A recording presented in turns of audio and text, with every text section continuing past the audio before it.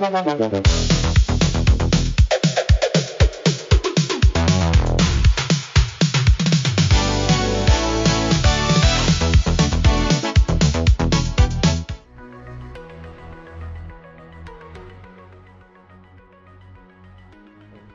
what's happening, gamers? It's Amber here with KwingsLetsPlays. Hope you guys are having a great day today. Today we're checking out the Xbox Gamescom Broadcast 2026, Day 2, August 27th. And they're going to be talking about the stuff on here. Let's see. Dragon's Dogma, Tides of Annihilation, Microsoft Flight Simulator, Star Wars Galactic Racer, Call of Duty Modern Warfare, and Turok Origins, and Dune Awakening, and a bunch of other things. So, you know, I'm excited for Flight Simulator.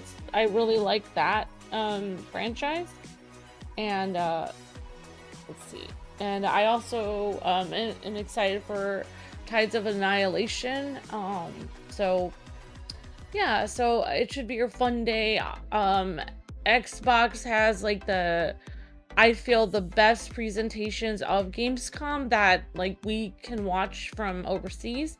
So I really like watching. They have like lots of developer interviews, and if you guys missed yesterday, they had Mega Man, they had a bunch of interviews about a ton of different games. I honestly can't remember too much, but I definitely remember the Mega Man one. Mega Man developer interview, that was cool. Very excited for a new Mega Man game, like losing my mind over it. So hi Lorraine, and hi Juan, hi everyone, hope you guys are doing well. So I'll just let the music play and I'll share the stream. But great to see everyone in the chat, and I know people are just coming in. So alright guys, this Xbox presentation will be starting in just 13 minutes.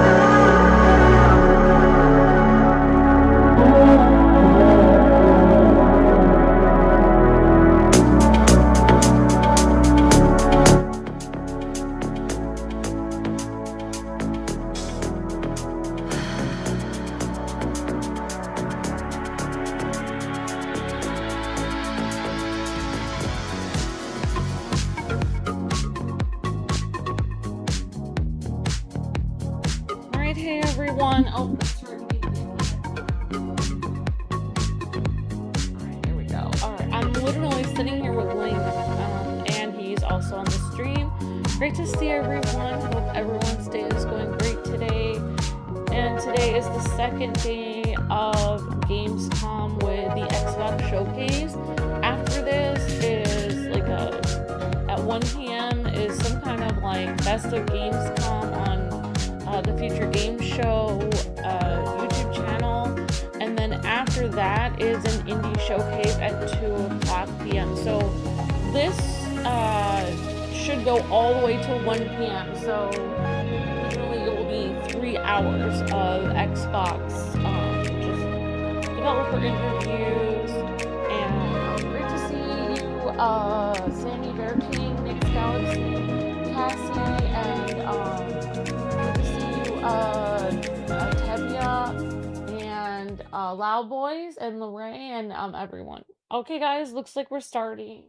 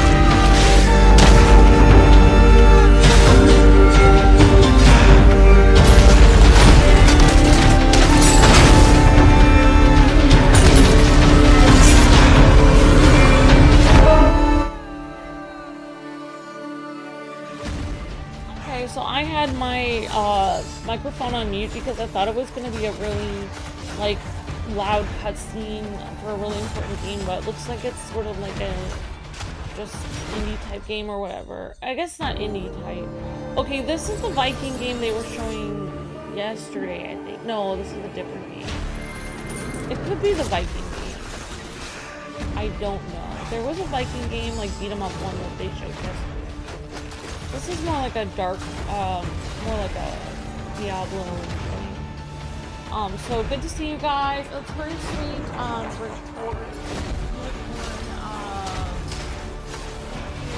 The unicorn. Good morning, everyone. Let blessings rain down on us as we continue to weather the storms of life.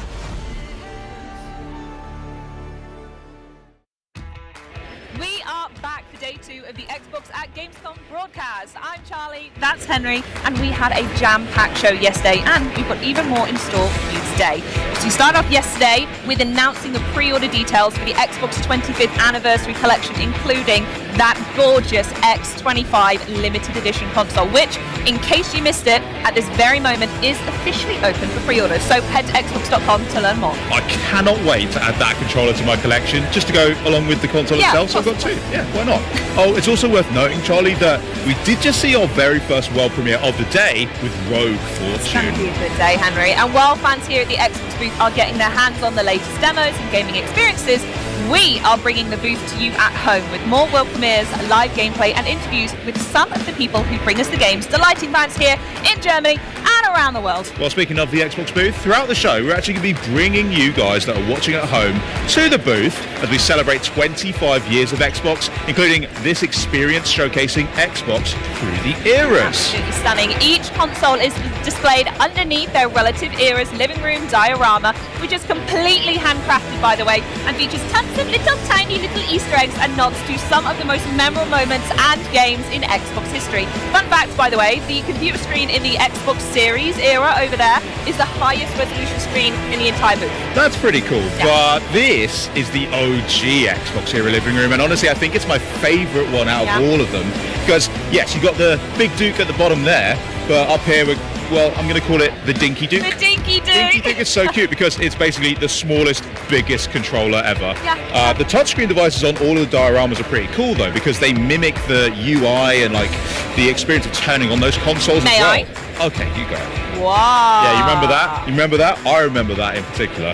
And then as you're moving through, you get all these cool factoids about like the launch of the console, memorable games, and as you press through them, it lights up different things. Yeah, You see the screen. It's rolling the like OG Bungie the intro as well, which will then go into the Halo Memories. Combat Evolved screen, which is so sick. I love the little details. They're all absolutely beautiful. But what else is really cool is at each one you get a little photo. Oh. So you press that, you can then grab your phone. I did mine earlier, so don't worry about that. I'll show you it. You can do yours after this. Okay, thanks so much, Henry. Yeah, no worries. So kind. This is an absolute must-see here at the Xbox booth, so we don't want to spoil everything for you. Well, but the reason that I'm particularly drawn to this era as well is not just because it was the first one 25 years ago, can you believe that? Bonkers. But also, my most cool Xbox memory is that on Christmas Day, when I unboxed an OG Xbox, first I couldn't believe my eyes. Of course. Because, oh my god, I've got Halo now, I'd play that. But I also then got to play it with my granddad, and I'll be honest, he had no idea what was going on, but we still had such a great time. Yeah. And I almost missed Christmas dinner that day because I was just so drawn into fair playing enough. Halo. Understandable. But don't worry, I did get my turkey in the end. It's all good. Turkey. Yeah. We'll talk about that later. Love the story otherwise. I remember my OG Xbox memory for, I think it was Fable 2, I think was my favorite. That was the moment my eyes sort of opened up and I went, hey, not only do I like video games more than I thought I did, but I realized they could be so much more. We all know the gut-wrenching decision you have to make at the end of Fable 2. I would judge anyone who didn't choose the dog, by the way, spoiler alert. But it just sort of, yeah, it was at that point I went, this is in my DNA and I'm going to be glued to my Xbox. For the foreseeable, thank you very much. Well, with that in mind, why don't we keep you guys glued right here and jump into the action with a game that is already making headlines here at Gamescom. So check this out.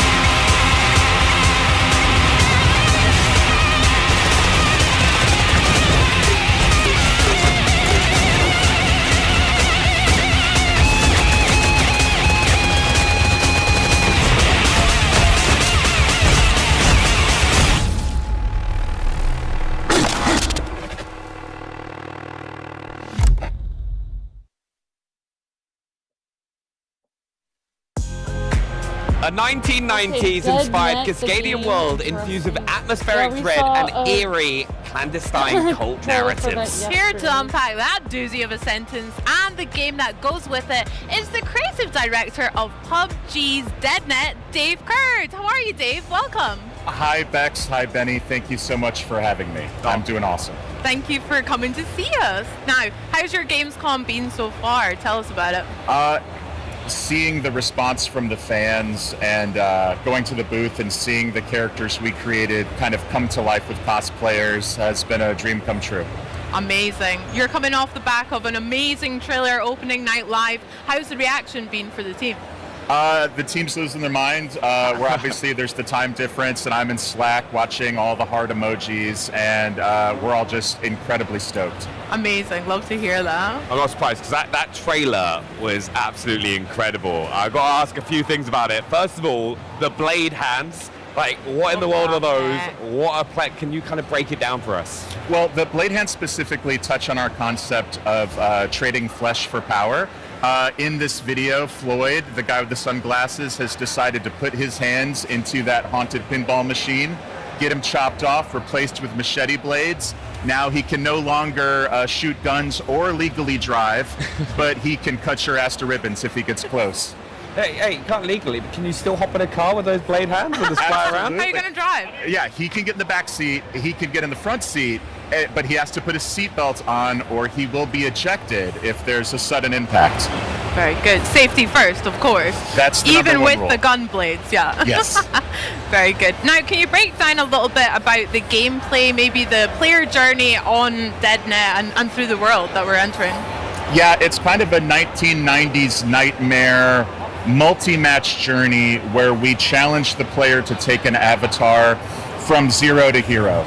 Between each match, they're taking on valuable new abilities, like crawling around on the floor like a snake or hiding in a locker like a creeper.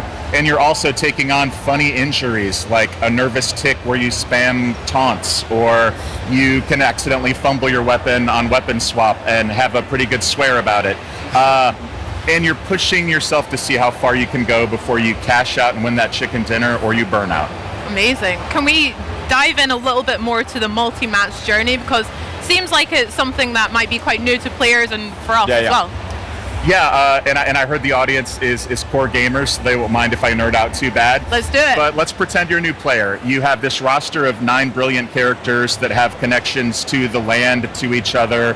They're on missions besides just trying to win the chicken dinner. You pick your favorite one, and we offer you a few decks of cards.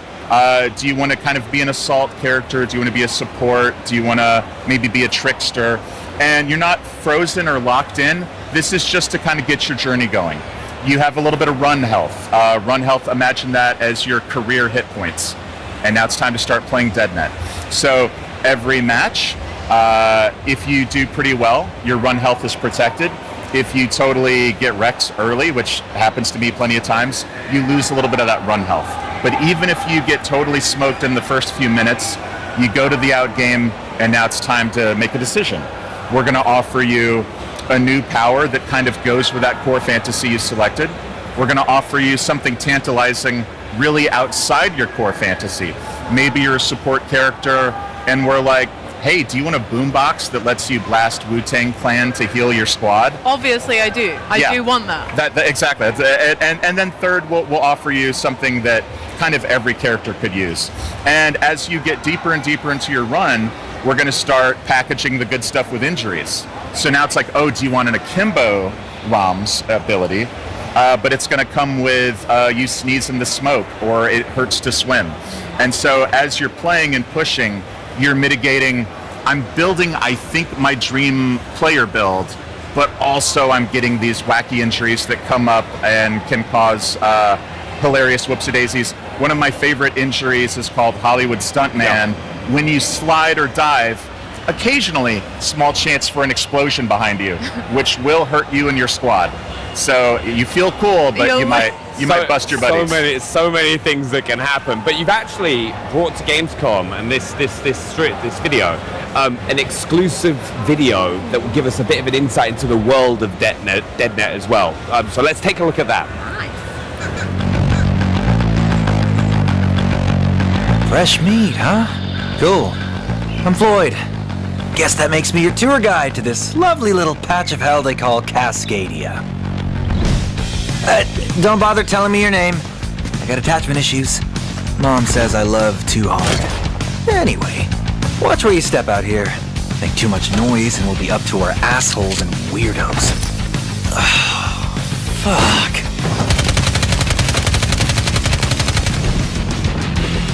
Okay, dude, sit back, buckle up, and don't even think about changing the station.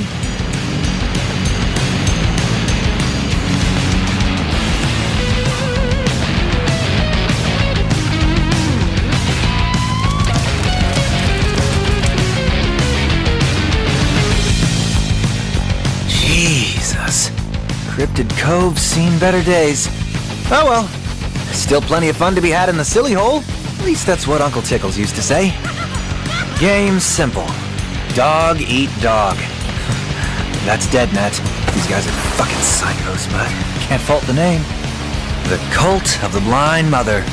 Home to some real bad hombres with crazy fucking beliefs. Like, I heard they think Biggie killed Tupac. Oh, shit. Wait, did Biggie kill Tupac?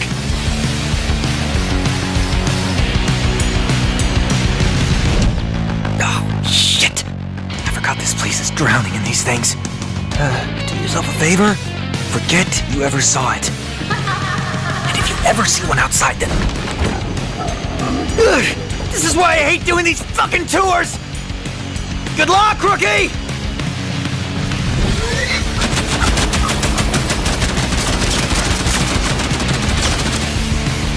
Keep moving, dude.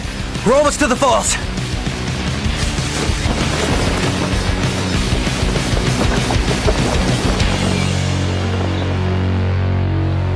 Whew!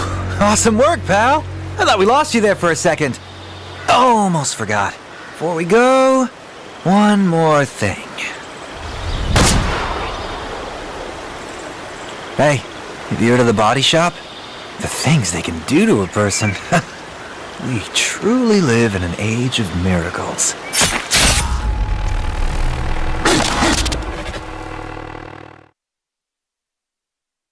Well, clearly the game has a very distinct vibe, and it looks sick as heck, Dave. I love it. I'm obsessed with every little detail. Can you talk to us a little bit about the inspiration for the world of DeadNet and what you're trying to invoke from players and their feelings? Well, I kind of think the age of making something that everyone kind of likes is over. I think it's time to make games that are evocative and are love-hate. I think the fans will forgive anything but being bored. So we wanted to take a big swing with a mid-90s Pacific Northwest setting, but not just cheaply recreating the 90s, but to take the films and movies I grew up with, Twin Peaks, X-Files, Silence of the Lambs, put it through a meat grinder, add body horror, David Cronenberg stuff, and arrive at something that is distinctly DeadNet. Like a Yeah, it looks amazing. Like every time I see these videos, I just want to keep playing and playing. But there's a few things you pick up as well, like the opening of the window. Like the environment that you're playing in makes a lot of tactical differences to your gameplay. Could you expand a little bit on that for us? Yeah, I mean, it's obviously with Nanite and Lumen, the world is dense and detailed and beautiful, but players care about playing games. So a good example I use is in PUBG. If you see a window, you can shoot it or you can kind of smash through it, and that's great. In our game, we have something we call action agencies. So when you encounter a window, for example, you can slowly and silently open the window. No one will hear you, but you're exposed. You can quickly slam it open, but now you've made a little bit of noise, maybe you've given away your position. You can shoot it open or crash through it, but now you're going to leave a pool of glass wherever that happened, and if anyone steps on it, it's going to make a loud noise and tip people off. Or you can turn up the music, maybe turn on a jukebox or put on your boombox, and now they can't hear the broken glass. That's so interesting. Speaking of some of the locations we saw within that video, we saw some of the falls and maybe like a mall as well. Can you talk to us a little bit about some of your favorite locations that we can explore in Cascadia, and also how they influence gameplay as well as the windows and things like that? Oh, absolutely. One of the ones in the video that Floyd was walking us through is called Cryptid Cove. It's kind of our throwback to Showbiz Pizza, kind of a, he's there in the laser tag arena.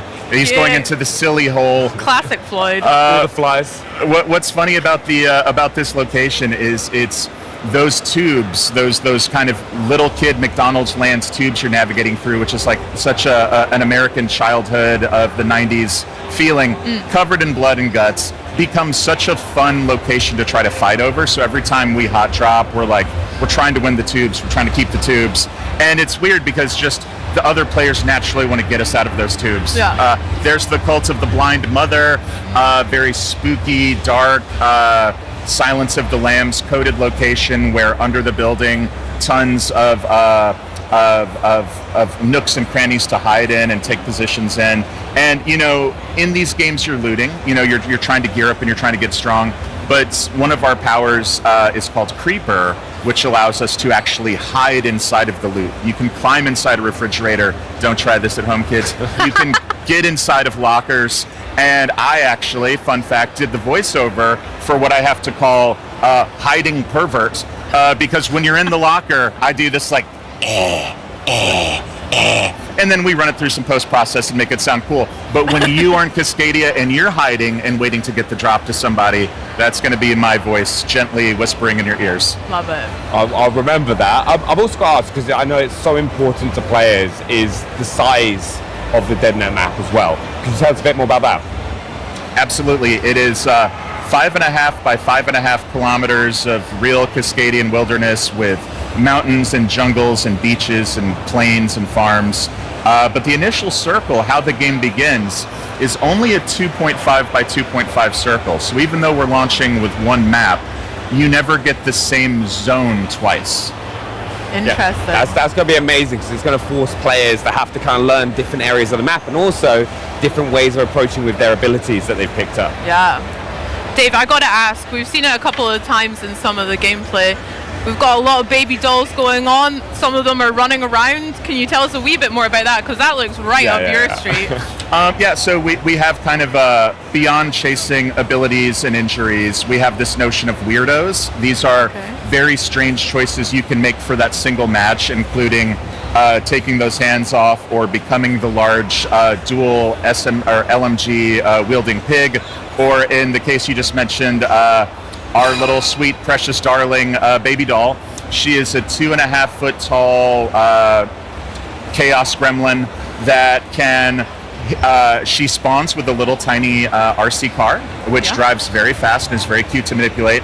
She can hitch a ride on her squad mates. She can jump on your back, and most importantly, she can jump on an enemy's back and quietly hang out.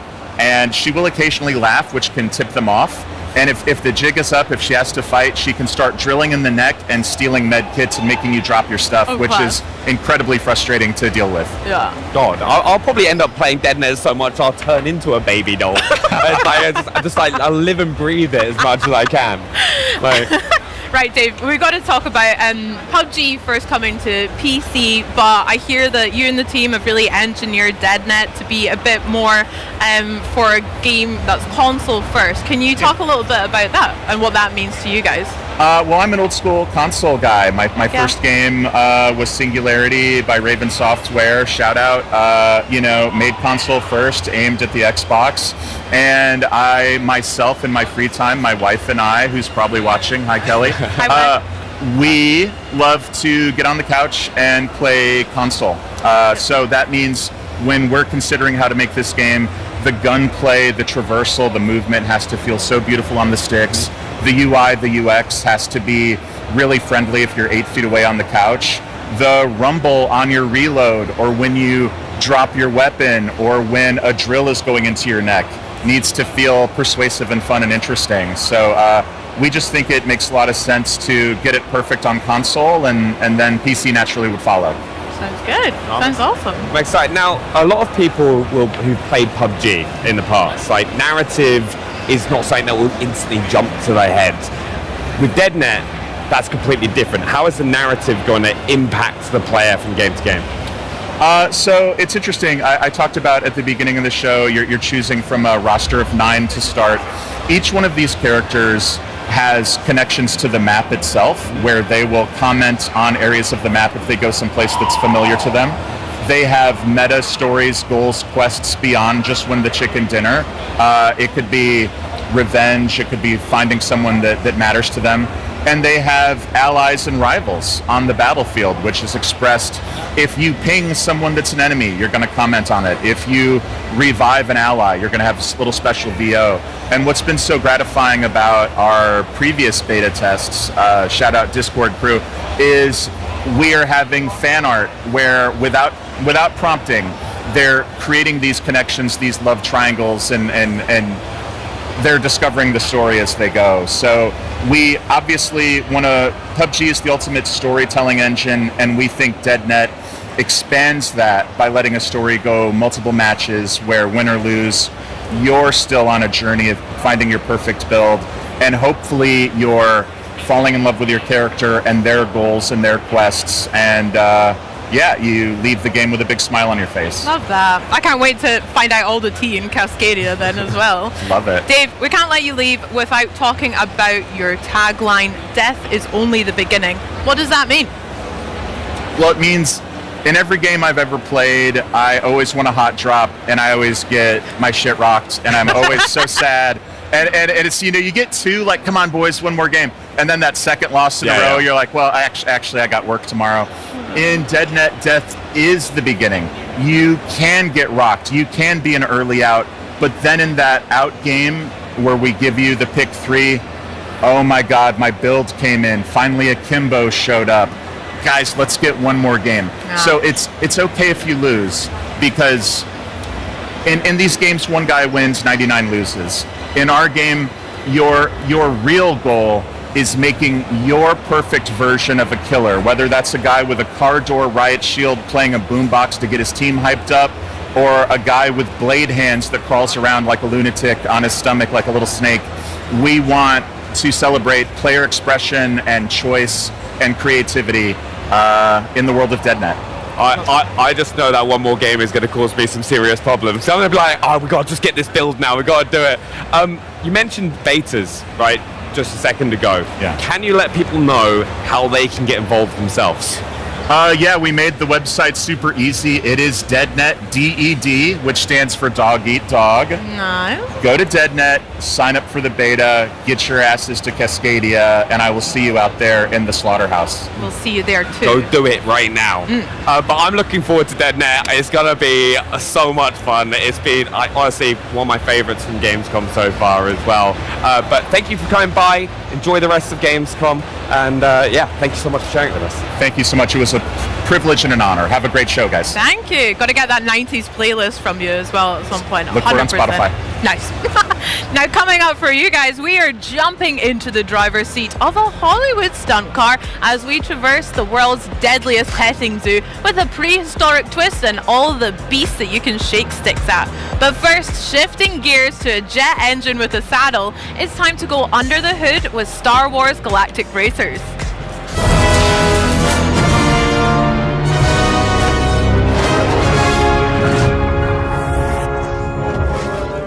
Now we're talking shade. Speeder bikes. You know they're as dangerous as they look. You've ridden one before, but you've never raced one.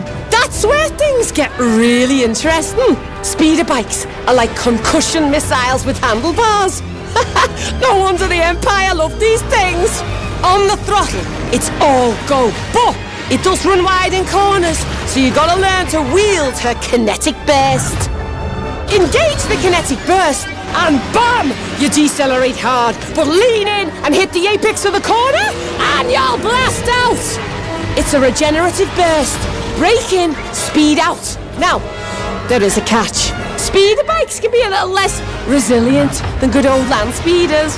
When Scandaro comes smacking into you, you're gonna feel it. So when you aren't in the mood to get kicked around the track, lean into that beautiful kinetic burst and keep an eye out for shortcuts. Little pathways perfect for a craft of this profile. Oh, and watch out for hazards at those high speeds, alright? One bad line, or a racer that didn't move out of the way in time, and you're wrecked. Oh, ouch. Get me the parts, and I'll assemble the perfect speeder bike to suit your style. The sky's the limit, Shade. Whopping great engine. Sure, why not? How about some racing stripes too, for good measure? Quick acceleration, outrageous tricks, and a real menace in the right hands. What are you waiting for? Go, Shade! You ready to face your childhood demons? We're on the other side of the looking glass. A place called Nod Nod. My apologies for being behind here, but how exactly did we end up on an island? All I remember was letting them borrow my mobile phone at the clinic, and now here we are. Okay, This town has a reputation for occult rituals and devilry, you know. that looked pretty good. The Star Wars Galactic Racer, I would totally... That looked interesting, and I was kind of distracted when they were playing the trailer, but I was doing something else, but... What's going on? Why am I holding a cassette tape? Please, thank me. Ring, ring. That first game they showed, probably... Honestly, if they didn't have all the gore in it, I probably might try it. It looks like Fortnite, but it looks too gory for me. This looks like another horror game, so... Cassette Beasts. Hey everyone, welcome to this exclusive look at Planet Zoo 2, a creative management game where you get to build and manage your dream zoos. You'll be able to care for aquatic, terrestrial and avian species from all over the world, both within and beyond your zoos. Today, we're giving you a sneak preview of Wildlife Reserves, a feature that introduces an amazing gameplay experience. From rewilding ecosystems to releasing animals from your zoos back into their natural environments. These wildlife reserves have been designed with exploration and observation in mind. You'll be able to traverse these expansive landscapes on foot as well as in the new research vehicle, offering you new ways to spend time and learn about the animals you've released into your wildlife reserves. We hope you'll enjoy coming to these beautiful areas to relax, in between managing your zoos. We'll be sharing more details on Wildlife Reserves soon, so follow Planet Zoo 2 on social channels to be the first to know.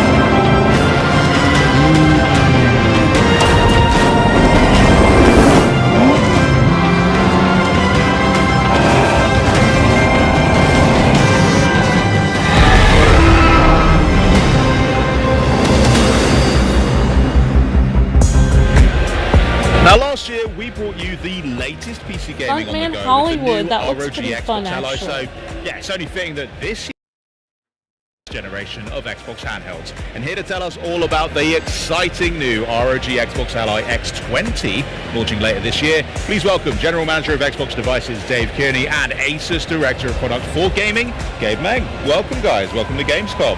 Thank you, it's exciting. Thank you so much. Yeah, it's good to see you again, Gabe. Obviously last year we had a lot of fun talking Xbox Ally, but we've got something a bit different now to talk about this year, and it's sitting right between us, which is very cool. But before we get to the new device, it won't be too long since it'll have been a whole year since the Xbox Ally range of devices were released.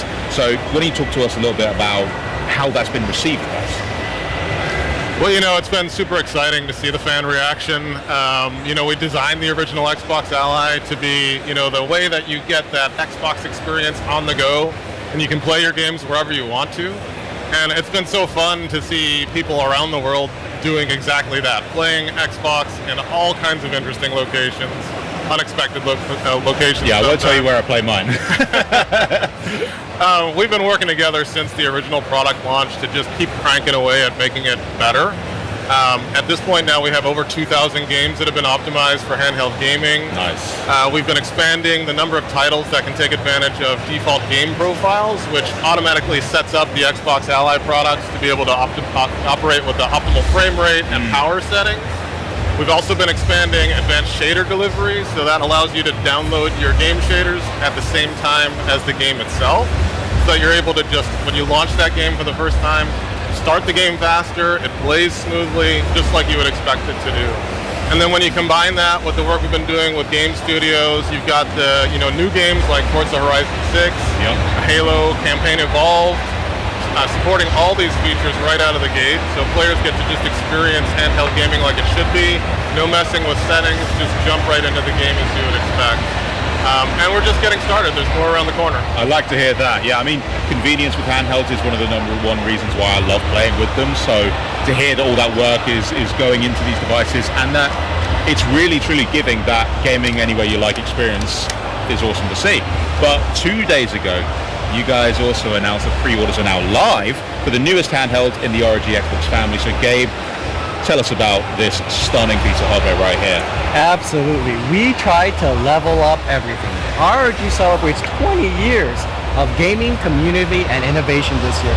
And our theme of translucent black and gold is on the ROG Xbox Ally X20 through its translucent shell with now updated rubber grips and contrasting gold accents from the system buttons to that custom new color hue on our brand new light rings to the internals and thermals. Functionally, we've also updated play by introducing TMR joystick modules. This minimizes power consumption while significantly reducing joystick drift over time. We've also updated our transforming D-pad, a new innovation that allows you to select between 4-way or 8-way play. So you can shift depending on the game you're playing to the input for the best diagonals that you want. That's so cool. So it's a mechanically changing... That's right, and you can switch it on the play. Wow, cool. Okay, what else we got going on here? Absolutely. But probably most noteworthy and a long time coming is our premium OLED experience. Yes. Yes. I'm so happy to say that the Ally X20 has an ROG Nebula HDR display, the very best of our standard of gaming displays. What this means in practice is a certified VISA Display HDR True Black 1400 that starts with less than 1 nit of black to all the way of radiant highlights at 1400 nits. What you're seeing is a cinematic of our ROG Saga universe game cinematic animation play, not actual gameplay, against our current Ally X20 and our Ally X. And it's definitely like a significant, even though it wasn't gameplay, it's still something you're really going to notice in terms of the depth of color, the richness of it as well. So, I mean, huge upgrade right there. Absolutely. You're going to see some of the deepest blacks against those radiant highlights. That's what true HDR is. Nice. And as a gaming certified panel, that means you're going to get variable refresh rate. So we're so happy to say that this panel has AMD FreeSync Premium Pro. That means starting at 30 instead of 48 Hz and going all the way to 120 Hz, you get adaptive sync and it's with HDR. And best of all, it comes as a 7.4-inch panel that we fit into our portable ergonomic space by slimming the bezels on top. Players can also expect a suite of ROG software features intended for this OLED experience at launch. That's pretty... You know what? Good job. I mean, the X was great. That's a really impressive amount of things that you've managed to pack into it. I mean, larger screen, brighter colors, deeper blacks, and also I'm a sucker for translucent hardware, so you got me on board with that straight away. Obviously, like you were saying, the Ally family has been undergoing numerous software updates, firmware updates that have improved the experience for players who already own an Xbox Ally or an Xbox Ally X. Can we expect that same level of updates to land with the X20 as well? For sure. I mean, one of the things that I love about the gaming community is just the passion. And there is no shortage of feedback that we get from all the fans out there. It really gives us inspiration, and we've made it our mission across Xbox and ROG to continue to level up the experience. Some of the examples of additional things that we've been doing is we've improved the library experience, so now players can actually pin their own games and pin their own apps, so they can just easily jump into the experiences that they love. We've also been rolling out a new feature called, and I'm referring to Super Wideband Stereo Voice support for Bluetooth LE audio. It's a lot of words, sorry, I had to refer to my card here. But essentially what it means is that if you have a Bluetooth audio headset with a microphone and a game wants to go ahead and jump into using the microphone so you can play competitively or online, it just goes ahead and doesn't convert it to mono. It stays stereo, it stays surround sound like you'd want it to with Bluetooth, which is magical, and it's exactly gaming as it should be. That's really cool. Yeah, super awesome. We've improved the docking experience as well, so that if you're going to plug into a TV or a monitor or even one of the augmented reality ROG X-Real headsets, it just works smoothly. We've also been rolling out automatic super resolution for insider preview, and that is going to help make the games sharper and smoother, especially on larger TVs. So overall, the X20 is going to benefit from all these features, just like the original Xbox Allies did on day one. So yeah, day one, you get everything that they've worked already incredibly hard on, and it just means that you're getting a fully feature-equipped device that's also going to continue getting better as more of these updates roll out too. Totally. So all of that is just fantastic news. Guys, thank you so much for sharing all of that about the Xbox Ally X20. I'm going to have to go check out that pre-order link, I think, because I mean, look at it. It just looks great. But for those of you guys that are eager to get your hands on the ROG Xbox Ally X20, pre-orders are live right now for both the standalone handheld, but also a bundle that includes the limited edition ROG X Real R1 glasses, a matching limited edition kill switch from D-Brand, and also, yeah, we're not done, a limited edition Pelican case for your handheld and accessories. So why don't you head to the website in the graphics just down below for more information and secure yours today. But next up, I got a chance to catch up with the best gaming community in the world as they celebrate 25 years of Xbox. Because the Xbox FanFest World Tour was in full swing here in Cologne. And yeah, we were there to get in on all the action. So check this out. FanFest at Cologne is just so special. I want to know from you, what really makes a FanFest? The energy of the fans is really what is just a highlight for me every year, getting to spend time with them. Absolutely. Connecting with people. It gives such deep purpose to what we do, the work we do, the games we make, and why gaming is such a unique social form of entertainment that connects us and lifts us all up, and the fans are the center of that.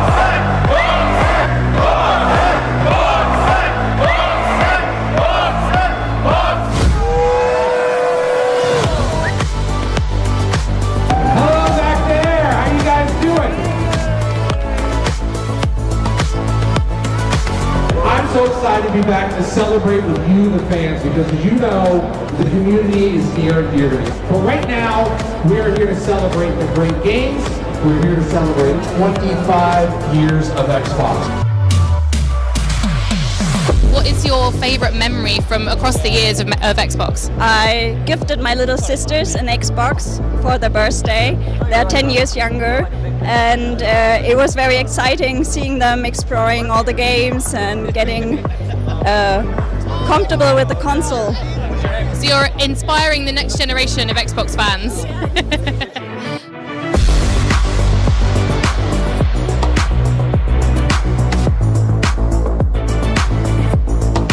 Really excited. It's really a nice location, and the activities here are really cool. I won an Xbox controller, so that's a big plus.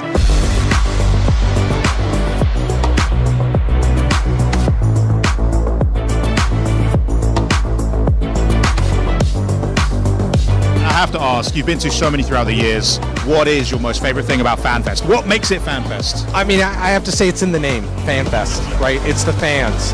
They are what power this, they are what power Xbox. So coming here and feeling that energy, it's intoxicating. Favorite thing about coming to FanFest?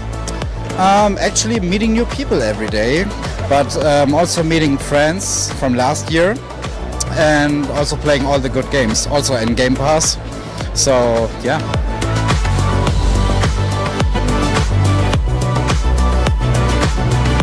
Tonight's really special because you're here with us celebrating, so I want to just give a big round of applause and say thank you to this Xbox community.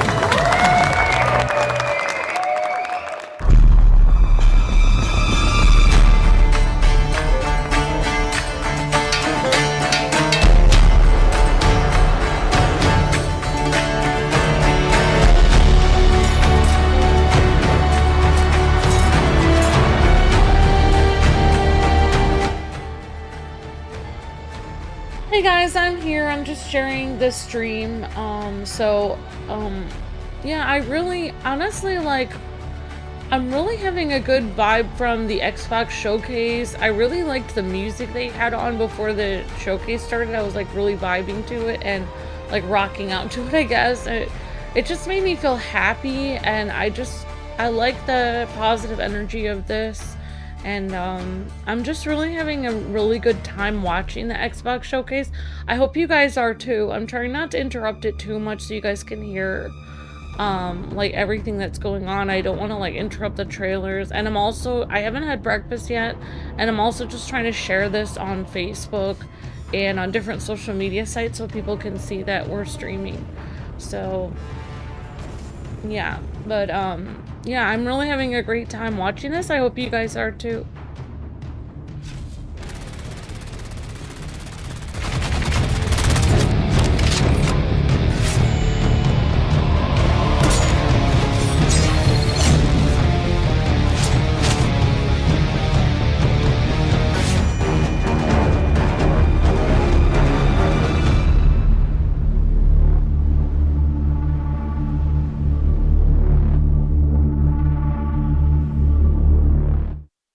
The world is shattered.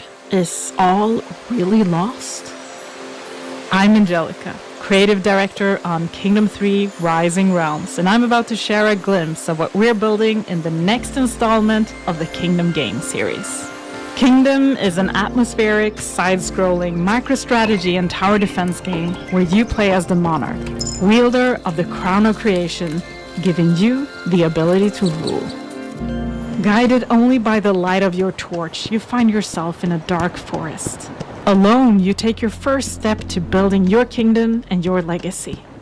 Ancient monuments tower against the sky as if our ancestors are still casting their stony gaze over the landscape.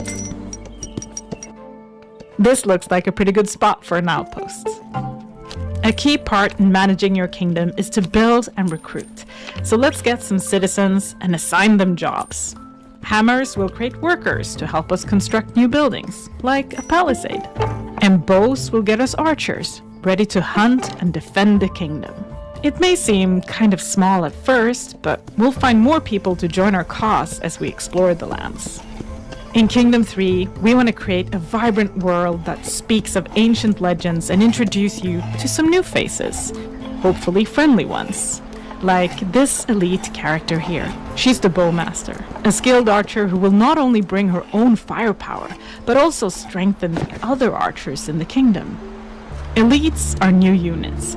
They're one of a kind and they'll all bring powerful and unique abilities, and strategic choices for upgrades.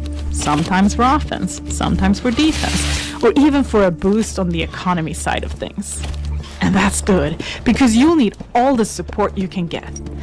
As the last rays of light sink into the sea, you'll hear howls coming from the forest.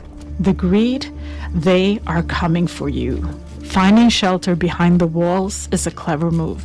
Thanks to some well-placed defenses, it looks like we'll survive the night, but something tells me the greed will be back. When dawn finally arrives, we can breathe again. This is a great time to head out and discover more of our surroundings. Maybe we can find out where the greed came from.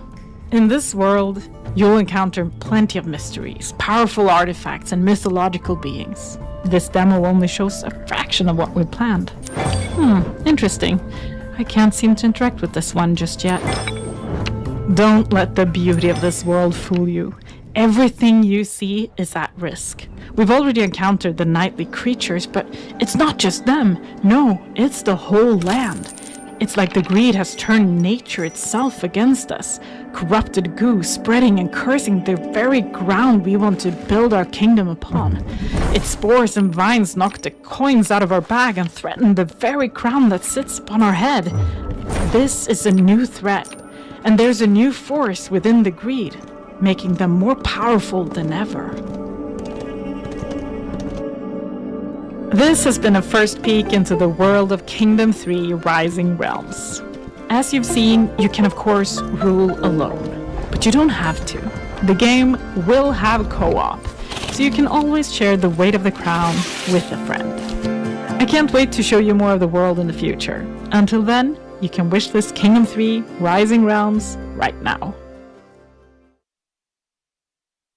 Alright folks, it's time for the big show. Welcome to Reno Stead Airport, home of the Reno Air Races since 1966.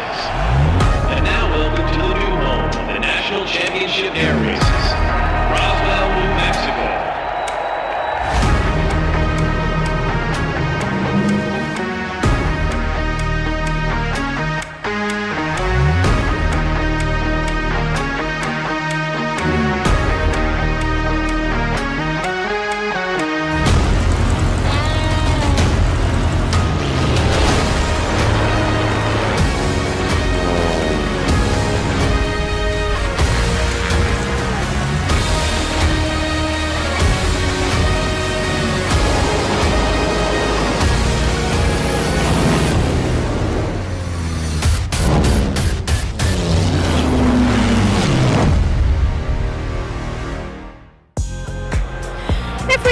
Gamescom and didn't talk about Microsoft Flight Simulator, would it even be Gamescom? No.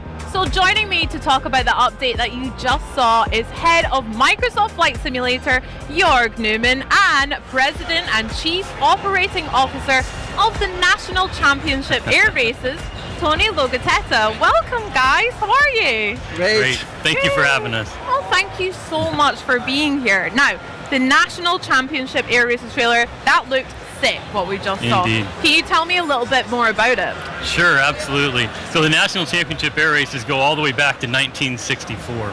It's a unique, one-of-a-kind event in the world.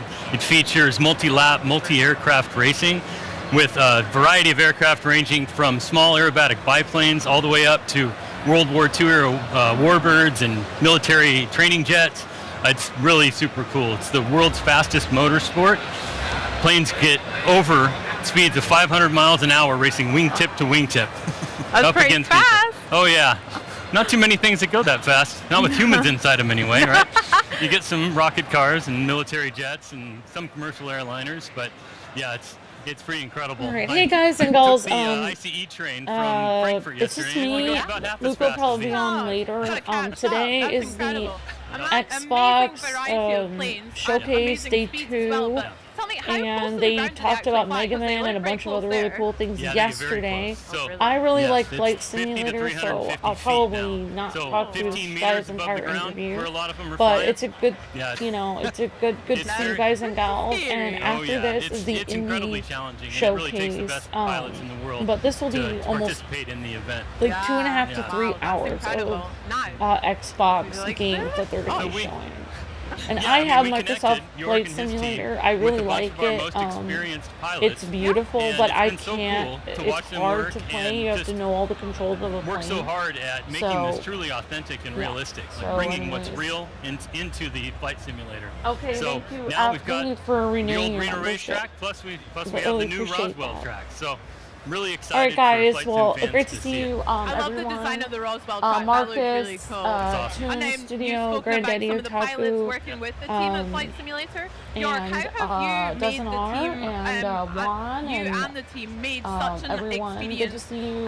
feel Shadow really Trooper authentic and realistic in flight sim for Pharrell, like the likes of me who and Alpha maybe isn't the best Thief pilot and just Sammy yet. 13 and Cassie Yeah, I mean, we couldn't obviously do it without the help of Tony and his team. And everyone. So we worked with them for like 6 years now. Somebody else in here. Country in Girl, Flight Sim happy 2020, birthday. we actually had the And Reno Air Race, the Uncle classic Howdy. race. And it was fun, it was All exciting, right, guys, well, I'm and there gonna was a let lot you of guys fans, but listen for to Flight this Sim 2024, interview. we want to take this a lot further, make it more realistic, and a lot of the realism comes out of the planes. So in Flight Sim 2020, you could just go full throttle forward, and you could fly the race. It's no longer so. Now you actually have to manage the plane. You have to watch your manifold air pressure. You have to watch the engine temperature, and it's a more challenging thing, but it's much deeper. And it's a lot more fun. And on top of that, we added another race class, the short takeoff and landing race class. You saw it in the trailer. They're like super close to the ground. It's like a 1-to-1 versus race. Also super fun. Wow, it sounds really good and really fun. I'd love to have a go, and we actually have experiences here at Gamescom, right, on the Xbox booth? Yes. Like, so it's right over there. Like, it's the first time anybody outside the team can play the National Championship Air Races. We have a leaderboard. The leaderboard is a daily leaderboard. Whoever yesterday I was on it for like a brief moment. Oh, well done, you. Yeah, well, but no. So whoever gets the top prize gets a really cool remote control P-51. We brought 7 of those planes. They're the fastest ones in the race, 500 miles an hour. Wow. And we'll see who wins. Okay, well maybe I'll have to have a go and try and win that prize for myself afterwards. Tony, thank you so much for joining us to tell us about the National Air Race Championships and what we can look forward to in Flight Sim with that. Can you let me know when that's coming out now? Yeah, so the real live event is coming up in 3 weeks. It's September 16th to 20th in Roswell, New Mexico. Not long at all. How exciting! And we're going to start flighting it in Flight Sim, and it's releasing October 13th. Awesome. Get ready. Get ready. You better get ready. Now, Jörg, as usual, I know that's not all. Have you got something else to share with us today? Just a little. Just a little. Let's take a look. Yeah, so I'm from Germany, as you probably know, right? So let's watch the trailer first.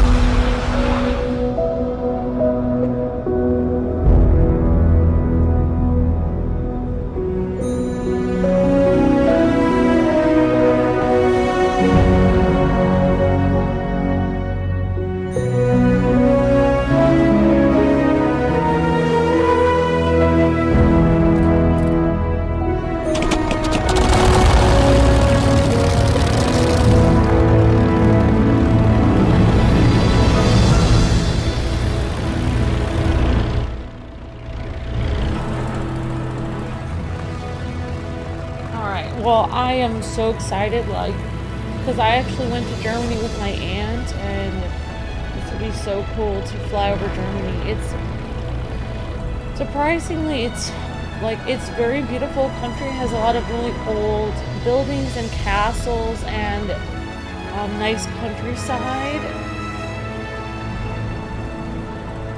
So I think it would be neat to fly over it. Very beautiful. I really wish I was better at this game because I really like flying all over the world. It's so cool. I might get back into this. The sky is calling. I love this. I love this. This is one of the reasons I got an Xbox. Available today. Well, York, that is a very pretty plane, but I'd love to know from you, is there anything about that that's special or any extra context I should know? Yeah, so as you know, I'm from Germany, here in Cologne. I love to come here and announce German planes. It's one of my favorite things in the world.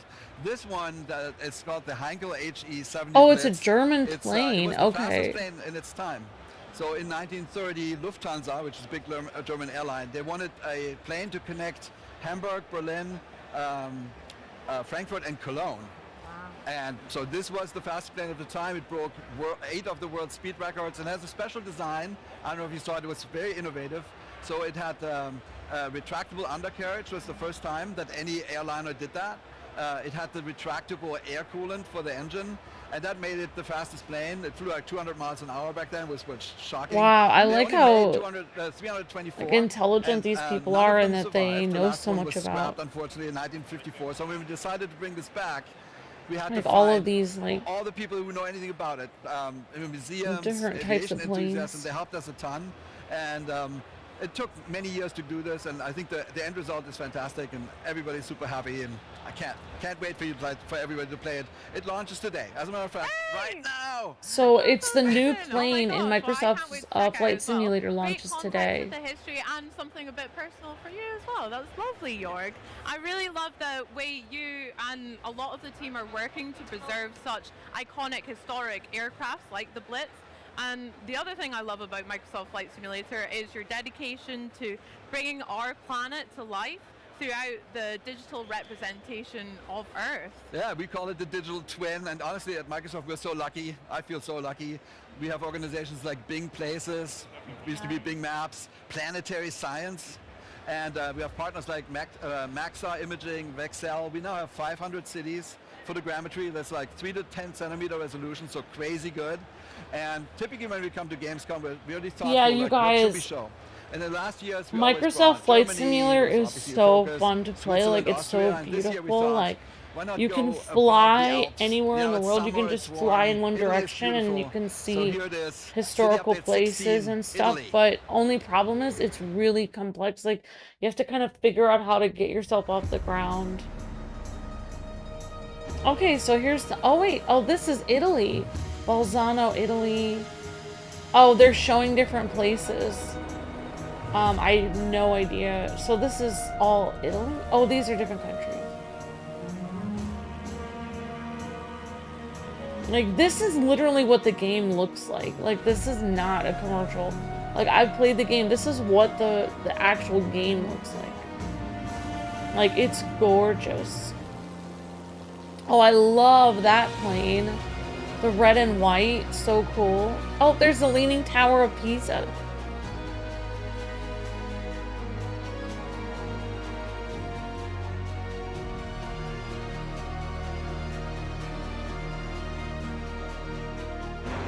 Okay, I might have to get into this game again.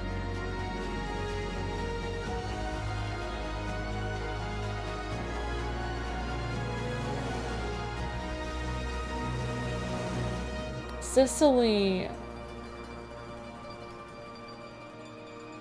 So they keep adding new planes and new special areas. Available today. I mean, I'm definitely excited to be back at Gamescom, but boy, do I want to go to Italy right about now. How about it, York? You coming with me? I'm ready. Let's go. Let's go to the beach. No, I'm seriously. I've been to northern Italy. I love Italy. I've been to northern Italy, like Bolzano, which we call Bozen, the Dolomites. But I've never been to San Marino. I've never been to Sardinia, Sicily. I'm super excited that people can go explore. Yeah, it's cool. You get to go places that you would never probably go, and you get to like just fly. You can fly really low. I actually flew. The first place I went to was the pyramids. I've always wanted to go there. So it's kind of like you can go places that you've never been able to go in real life. For a few years now, we've tried to find a partnership with Lufthansa, which is the German flag carrier airline. And after all these years, I'm so happy to announce that we now have a relationship with Lufthansa. We're bringing people from your church went to Italy a few times. Oh wow, Red Raptor, that's cool. Celebrating its 100th anniversary this year. They made a special livery on some of their fleet. Yeah, and this is on Game Pass, so you guys can literally, if you guys have Xbox, like I had to pay for this, but like I had to pay full price for the game years ago, but like if you guys want to try it, this game is completely free on Game Pass. This is Lufthansa 100 Heavy. Line up for the 100 years formation. Copy that. Lufthansa Super getting into position.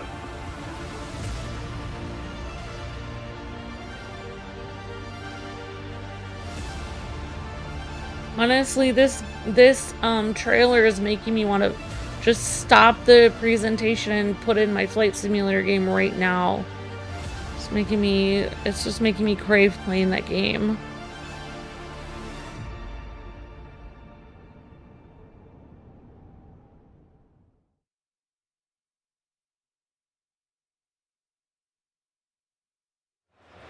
York, that looks absolutely gorgeous. I love the livery. I can't wait to fly them as well. And congratulations again for that partnership. I love that. That's personal for you and to the team. It's a match made in heaven.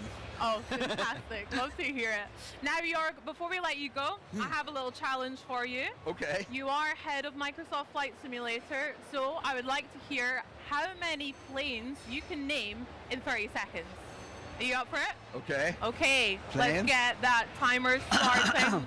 How many planes he can name? Okay. All right. Cessna 170, 172, 175, 180, 182, 185, 190, 195, 206, 207, Boeing 707, Boeing 717, 27, 37, 47, 57, 67, 77, 87, Airbus 220, 220, 319, 320.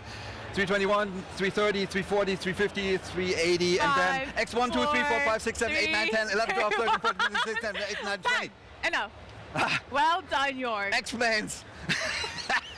I'm going to say that was like at least 1 million planes. So well I done. don't know. I want to count. Okay, we'll review it in post.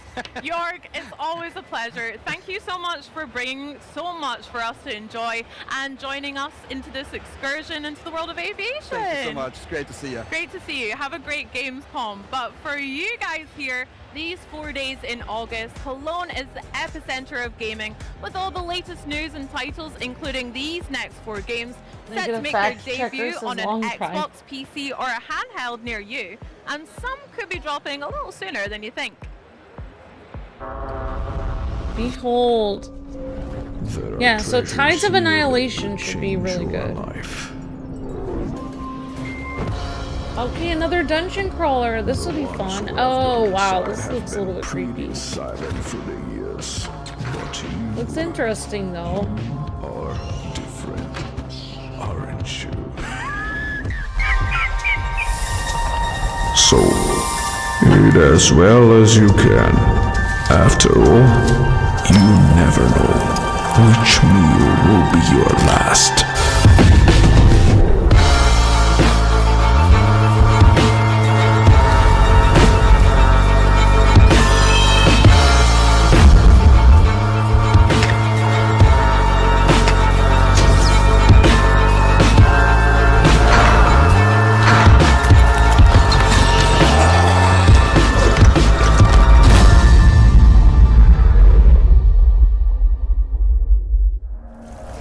This is a Paris that I no longer recognize. Every darkened corner is a tombstone, a reminder.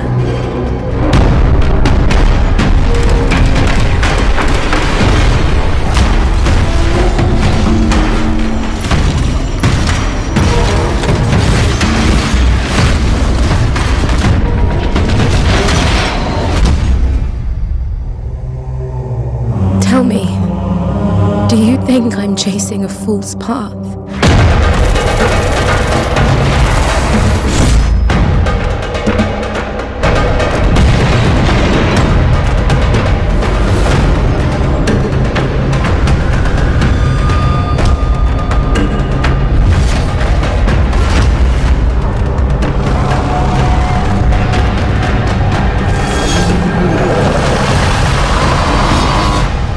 ARMATUS.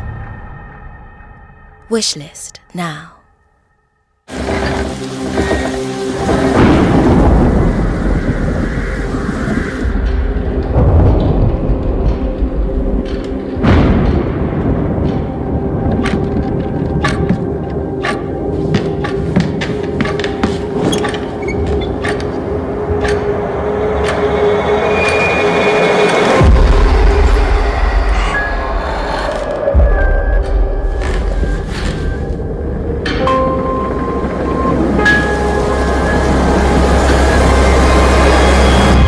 Let me once again welcome you to Blake Manor.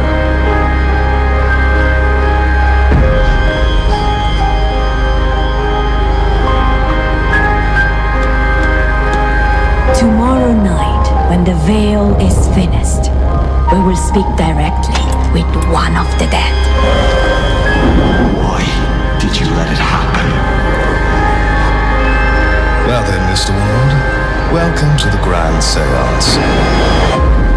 I hope whatever you are looking for, you find it here. Hey survivors! The heart of Daisy Badlands is Nazdara, a 206-squared arid borderland, layered with proud regional history, geopolitical intrigue, and countless stories waiting to be told. Most importantly, your story. But instead of being just survivors stranded on the coast, we now expect you to become nomads, mercenaries, and local to know the lay of the land. In short, you are expected to be more experienced, hardened, and shrewd. However, our motto, "This is your story," is still very much in effect. That means we still expect you to approach it in your own way and pace. You will lead your own story, by dying a lot. At first, this might happen because of prolonged exposure to the sun or extreme dehydration, since standing water is scarce in Nazdara. But you know what you are doing. You will search for regional clothing with low insulation, keep yourself in the shade, and maybe even team up with another player to restore a broken down well so you can share the water. And then they can betray you. Let's say you have the basics of survival figured out. You found some decent gear, interesting food and drinks to keep you going, a friendly companion to travel with, and motorcycles that can take you farther than you've ever gone before. Anyhow, at this point you will want to upgrade to better gear and find stronger protection. You'll have multiple points of interest to choose from, like these examples.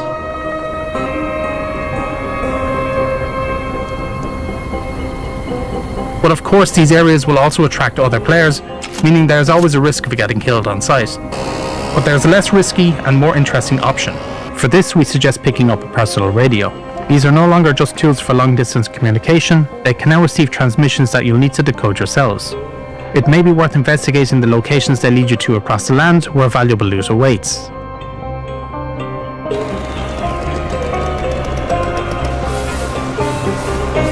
We won't leave you high and dry, as you'll find resources to help you Honestly, decode this the game messages. looks sort of interesting. I do like survival games, so this looks kind of cool. Looks like you now can that do a you lot have of all the things, loot you like need make and more, food and how do everything. you I'm store kind it of safely? interested in this, You will but be able to they rebuild never or say the barricade some name of the houses game till found the throughout end. Nazdara. So Whether I it just is a wrote single like room or an Arabian entire like building, survival there will be game plenty of on, options to on choose there for from. now.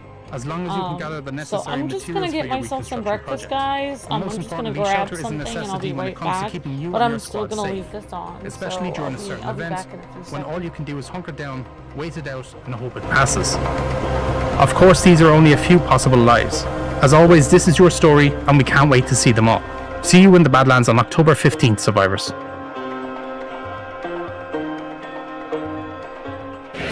November 15th, 2001, a new console, a green logo. It was called the Xbox, and it's now been 25 years, so hey, let's celebrate. And there's no better way than with new accessories and a lot of green. And I'm here with Scott Weber, Senior Hardware PM Lead Design for Xbox. And Scott, Tell us a little bit about all this amazing collection. Yeah, we've got a lot of really cool stuff here. So we worked with all of our hardware partners that designed for Xbox to put a collection of products together inspired by 25 years of Xbox. Translucent green, we've gone from audio, keyboard, and mouse, all the way down to a blind box mobile controller there from Backbone with 3 colorways inspired by the original consoles. And the you'll see the little halo in there, maybe a blue for the Japan exclusive. Very cool. That's right, they're so sick. And like you said, you've got a good spread for all kinds of gaming experiences. I mean, players love using a black Razer mouse. That's a pretty classic. Sure. But I see we've gone for a splash of green here. So green is the new black. Tell us a bit about the Basilisk. Absolutely. I mean, the highest quality stuff you can get, amazing polling rate, everything you'd expect from Razer. 75% size keyboard is also really cool, very popular right now. People are liking a little bit more tight and compact for their gaming setup, so super excited about these. These are super sick. And you've even got, I think, your own Xbox key on it as well if you wanted to swap it out. That's right, yeah, you can pop that and the game bar comes right up. It's a really nice feature, so when you're gaming, that's specifically bound to that. And you can, have all your socials right there, chat with all your friends, whatever else you need to do, manage your captures. Hell yeah, I do a lot of capture. I'm not saying the gameplay's good, but I'm capturing at least. Perfect, yeah. We've also got some hammerheads as well, again in that same kind of translucent green. Yes. It's really sick. What's the deal with the hyperspeed hammerheads? These are so cool, right? So for a long time, we'd have requests for earbuds for console, right? And we never had the ability to do these. Now in this translucent green, this is actually something that connects directly to your console. So you still want to use these for on the go, you want to use them on your PC, that's great. But you can connect these directly to your console and get, latency-free 2.4 gigahertz sound. Nice. Perfect. So it uses Xbox Wireless Protocol? Yes. Oh, that's cool. Very cool. It's just a little dongle that plugs into the back and you're good to go. Really nice. And then what about when it's time to charge your controller? Because, I mean, I'm hoping to pick up one of the new Xbox 25th anniversary controllers. Can I charge that thing up with anything nice? Yes, that 8-bit charger right there is so cool. It perfectly matches the design, right? Yeah. We've worked with them, worked with our team, industrial design team, to make sure that we have sort of a seamless experience that goes all the way through. It's the perfect way to display your very special controller, which we know is already a hot ticket item. So sick. We were speaking to Carl Ledbetter yesterday about the design of the X25 console and how much went into getting the right kind of the green. Yes. Is it the same process for the charging stand as well? Yes, absolutely. We work very closely with Carl's team to ensure that whatever's done from a first-party standpoint, our third parties are able to take advantage of the same thing. So it's a whole process of color matching and back and forth samples being sent, and Carl's always been a wonderful support in that. I love that team collaboration. And then in terms of, if I wanted to bundle all these together, maybe to take them home with me right now, is there anything else that's pretty handy for that? Power sling bag right here. Not only is this great for just stuffing whatever in, but it's actually a perfect fit for the Ally as well. So Ally is right behind us. That fits in there perfectly. There's room for a controller up here too. So it's just kind of a handy thing. If you were at FanFest last night, you might have walked away with one. So we're excited for everybody to get their hands on this. Well, while you're just packing this all away for me in one of those so I can go home with that, thank you so much. But we're actually going to head over now to Charlie with the latest on the next installment of the Dragon's Dogma franchise. That furniture looks really cool. I like Dogma that. community has been eagerly awaiting the newest expansion, Dragon's Dogma 2 Dark Arisen, since it was announced earlier this summer. Well, get ready, because it's time to check out the latest gameplay right from our stage. Joining me now, Dragon's Dogma 2 Dark Arisen producer Yoshiaki Hirabayashi and director Kento Kinoshita, along with interpreter Patrick Shields. Welcome to Gamescom, everyone. Yeah, thank you so much. Thank you so much for joining us. So, what I want to ask first, we're going to dive straight into the demo, and we're going to be focusing on this fallen dragon encounter we see here. So, why was this quest considered the one you wanted to show off, and why is it the best way to showcase what players can experience in this new region? 今回遊んでもらう利害の竜のクエストはなぜデモ版に入れたくて入れたんですか？どんなような体験をユーザーに提供したかったんでしょうか？はい、今回ドラゴンズドグマ2ダークアリズンのノルガンの冒険においてプレイヤーが初めて出会う脅威のエネミーなので、それを体験していただきたくてこのシーンに切り出しています。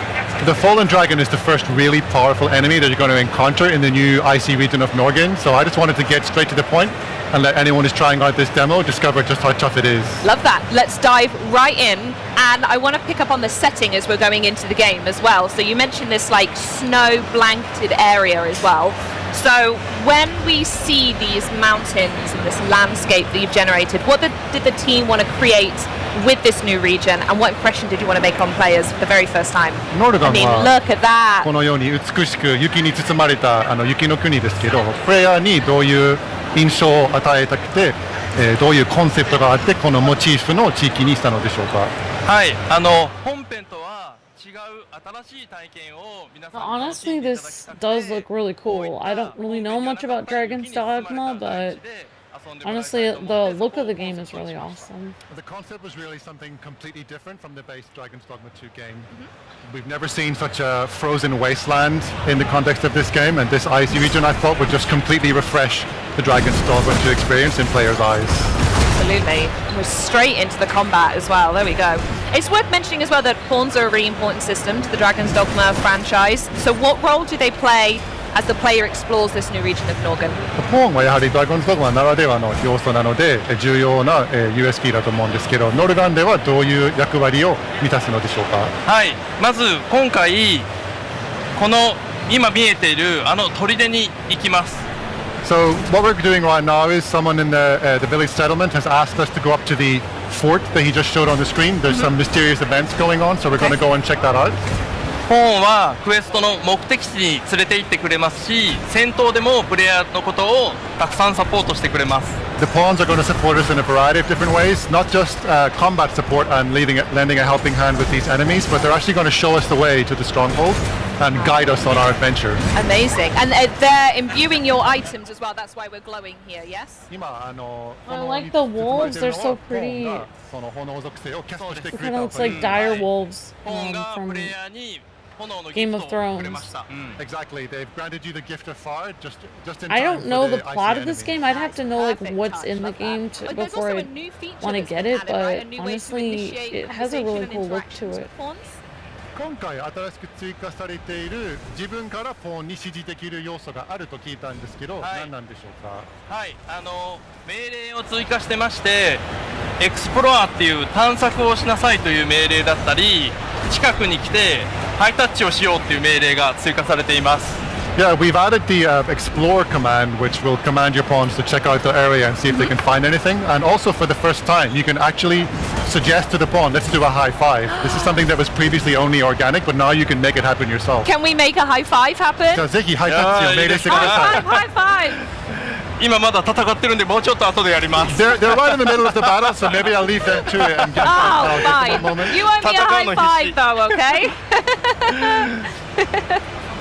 Could you tell us a little bit more about the design philosophy as well behind these? I mean, these really unique combat encounters. We just saw that the environment when you walked through that pillar there landed on someone too. So it's a pretty unique way you can fight through this universe. こういうつららですとか、雪の氷の国ならではのギミックもあると思うんですけど、その辺のデザインのフィロソフィーとコンセプトについて教えてください。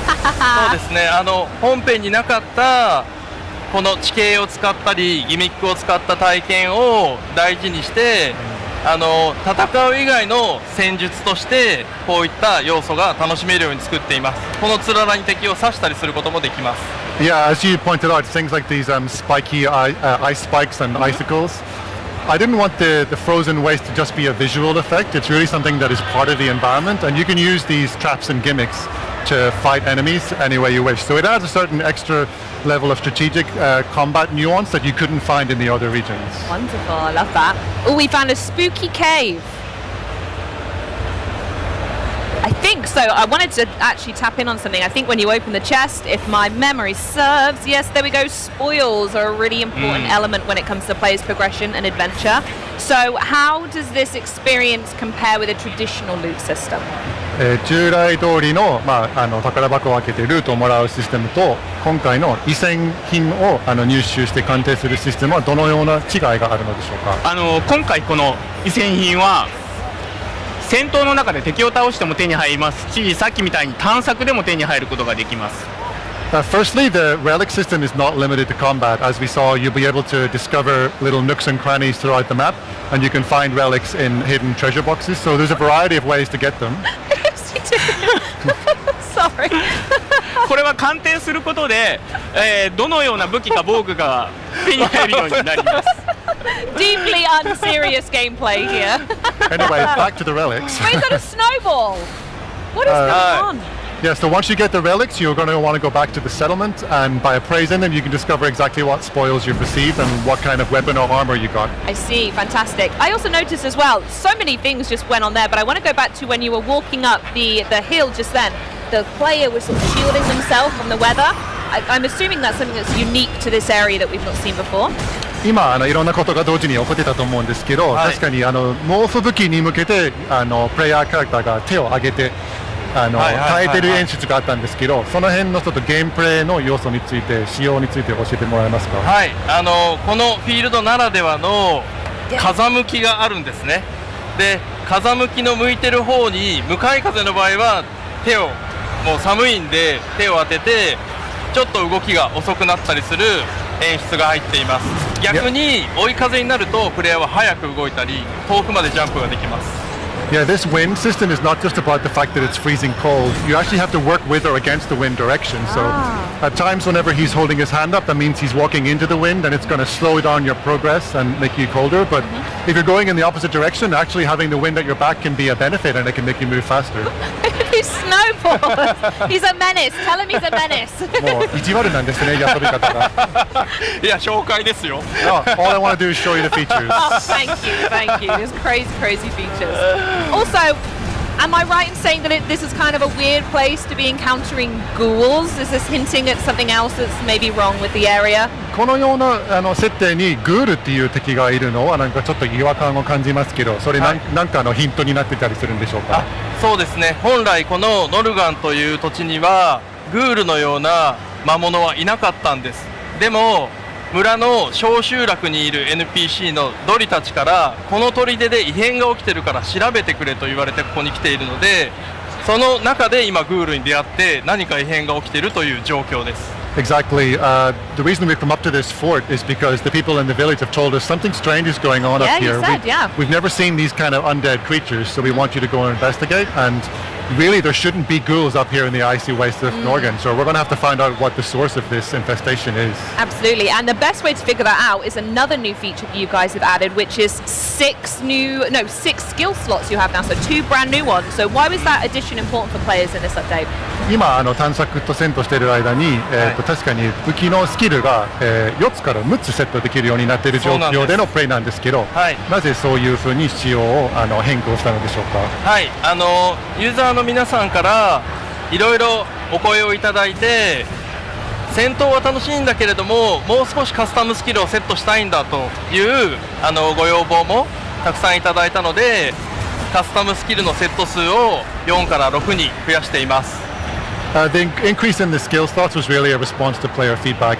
As you said, it was only 4 slots in the base game, and we heard from a lot of players that while they loved the combat action of the game, they just felt a little bit limited in terms of their toolset variety. So boosting that up to 6 slots, I think, just gives you so many more options at a given time, and everyone wants to do more. Yeah, it gives you extra depth to your gameplay. こちらのカスタムスキルが4から6になるのは9月の2日に予定しているタイトルアップデートですでにもうドラゴンドグマ2本体の方で体験することが可能です。This isn't a DLC exclusive feature though. We're adding in the extra skill slots in the update which we've just announced this morning is coming on 2nd of September European time, 1st of September Pacific time. You'll be able to update your base Dragon's Dogma 2 game and enjoy that extra 2 skill slots even if you haven't yet got into Dark Arisen. Fantastic news. Feels like Christmas. What a gift. 嬉しいプレゼントなんですね。I'm wondering, do you have any favorite class types to fight as, or anyone that you guys honestly this game looks like something I might actually get into because this is made by Capcom, obviously the people who make Monster Hunter and all kinds of awesome games. I didn't realize Capcom made this. This is a rated M game, but it says that I'm looking online, it says most of the like I guess loot, like if there's any spicy outfits, they would be the enemies, like the monsters that would have those outfits, not women in the game. But honestly, this just looks like such a cool fantasy game, and it's an RPG.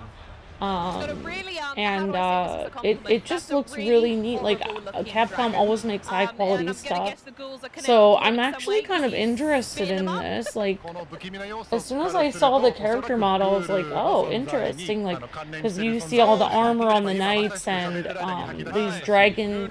So I think like this medieval like you know, people versus dragon theme is like in so many games right now. So I just think it's really cool. Like I might actually try to get into this. Honestly, because you know, like I mean, I think I've played Capcom rated M games before, and they weren't really that bad actually. I mean, as long as it's not like F-bombs all the time, which it's not, because it's Capcom. They don't really, I don't really see any swearing at all right now. So. Is it because he was big, mean, ugly, and difficult, or was there another reason? This honestly looks pretty awesome. Maybe I'll have to give it a try. そうですね、チャレンジングな内容もアピールできたらいいと思ってたんですけれども、いいと思ってるんですけれども、それ以上にこのノルガンのストーリーに対して重要なドラゴンだから紹介したくてシーンに入れています。 That's certainly one aspect, you know, showing you that there's really meaty challenge awaiting you in Dark Arisen, but also the Fallen Dragon is really a key puzzle piece to the game's storyline, so I wanted to choose a quest where people can get an experience of what awaits them in the story as well. He's crawling all over his head now. I mean, it's amazing gameplay. I absolutely love it, and it's so good to see a battle with a dragon because it's such a defining feature of the series. So, can you tell us some more maybe memorable moments we can expect from this combat encounter? 今回のボス戦は今頭に登ったりしてると思うんですけど、他に何か期待できるサプライズな要素ですとか、チャレンジングな部分を紹介してもらっていいでしょうか。はい、これからもう少し頑張って心臓がないんです。 I'm going to keep trying to take him down, and you'll probably see some changes as the fight progresses. But it's quite easy to notice right now that this dragon actually has no heart in its chest. There's a hollow hole. Wow, that's the blue that we're seeing. It also doesn't have a head anymore. またこのように頭を壊してもまだ動くのです。 He may have lost his head, but he's gonna not just die instantly. So don't worry, the battle isn't over. The health bar's going isn't a sign of good things. There's actually more work HP ゲージが to 効 do. いたのはもう終わってるっていうわけではないんです。そうなんです。Yeah, still not over. Oh no. And the health bar is completely back. もう完全に回復したじゃないですか。HP ゲージ。はい。 And so are all the ads. そうです。まだグール入ってきますし、まだ動くので、プレイヤーはどうやったら倒せるのかを探して戦うことが。Yeah, you quickly realize that even a beheading won't do it, and also the ghoul puking is back. So at this point, the player is thinking, how am I going to beat this thing? Absolutely, 100%. He's lost an arm now as well. I'm going to guess now's a really bad time to ask the pawns to high five, right? この間でハイタッチするのはさすがにタイミング悪いんですよ。危険です。It's too dangerous. はい、そして今壊した部位を再生しました。不死の竜なんです。 Well, it's kind of an undead dragon essentially. Yeah, so some of the parts that we've cut off are starting to regenerate as well. So it's pretty tough. So does that mean you need to change up your strategy in fighting this, or is this maybe a lost battle to begin with? もう戦略を変えるべきなのか、もはや諦めることなのでしょうか。そうですね。物語を通してこのドラゴンを倒す方法を探さなくてはなりません。Through the course of the storyline, you're going to have to realize, taking on board that you couldn't beat it this first time, you need to find a way to slay this dragon, and that's going to be the centerpiece of the story. Wow, okay. I mean, you've really put a nail in the coffin there. There's no way you're going to come back from that. ですが、ここでもう一人キャラクターが登場します。 Well, just whenever we thought things are lost, we're going to find some support from a surprising source. Ah, this mysterious woman. Am I allowed to know who this is? この謎に包まれた女性の存在について何か教えてもらえることはありますか？どうぞ。ここからはこの女性がどういう風にこの竜と自分と関わるのかはぜひゲームプレイを通して楽しんでいただきたいんです。 Well, I would love to spill all the secrets right now, but I really want everyone to enjoy the game, so I'm going to leave it for you to find out when you get your hands on Dark Arisen. Fair enough. I can't ask for anything more. So let's recap everything that we spoke about today. So there's new environments, new exploration mechanics, spoil system, narrative mysteries, but what do you think will surprise long-time Dragon Dogma fans most when they first set foot in this region? 今回新しいエリアや戦闘コンバットでできることをいろいろ紹介してもらったと思うんですけど、ドラゴンズドグマの既存ファンが一番驚く新要素は何だと思いますか？一番驚く新要素はいくつもあるんですけれども、ちょっと今日ご紹介したい内容としては今まで本編にもなかったんですけれども、このレリックを集めるために小集落にいる狼を連れてレリックを探せることがチャームポイントになってます。I think players will be surprised and delighted by a lot of the new features, but if I had to pick one, I would say that we showed you getting relics through combat and also through finding them in little parts of the map, but there's another way you can get them, which is in the settlement there's actually a wolf who, if you befriend the wolf by feeding it, it'll bring you out into the world and discover relics for you. So it's a brand new companion and another way to find relics. I love that. That sounds fantastic. Well, I have one final question before we go. We couldn't get to see a high five in the game, but can I maybe have a high five here today? Is that okay? 最後になかなかゲームではできなかったハイタッチをもうリアルでここでできませんか？ Amazing! High five! Thank you so much. Thank you. Patrick, bring it in. Thank you so much. Well, have an amazing Gamescom. Thank you so much for joining us today. And coming up next, the team from Infinity Ward stops by to talk Call of Duty Modern Warfare 4 and what we can expect from the beta. And we also take a trip to the Call of Duty booth experience to find out what fans are getting their hands on throughout the show. But first, get out your whipsword. This is Son of THANJAI. எங்கிருந்தாலும் வருவேன். உயிரோடு மட்டும் இரு.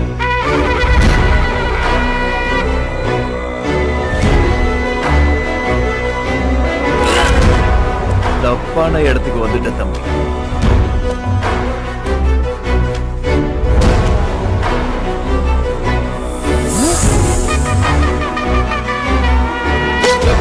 எப்படி சாக வேண்டும்? வலியில் துடித்தா வலி இல்லாமலா?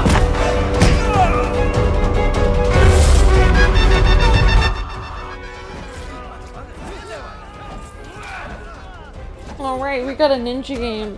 That's okay, Gavin. My husband has ADD, attention deficit, and his mom always used to tell him that, well, I'll wait till this cutscene is over, I'll let this game play. But she used to tell him that it was a superpower for him, because there's many things he could do because his brain works differently that he could do that other people can't. So I believe autism, ADD, it's not the same thing, it's not anywhere near the same, but they're both things that make you think differently than other people. So yeah, and I think that that makes you unique and gives you something that makes you strong in life, because you have to overcome maybe being different. Son of THANJAI. What is this game? Son of THANJAI. Son of THANJAI. So creepy. A tower filled with horrors. Built by memory. Heroes are dead. Echoes remain. We are what you carry. And what you leave behind.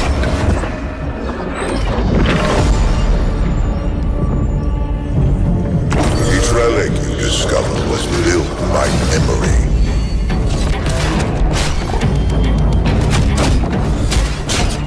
Some of them are eternal.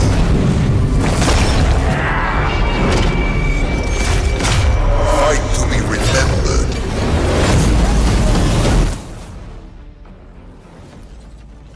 Oh yeah, you have ADD too, Alpha. That's right, I remember that.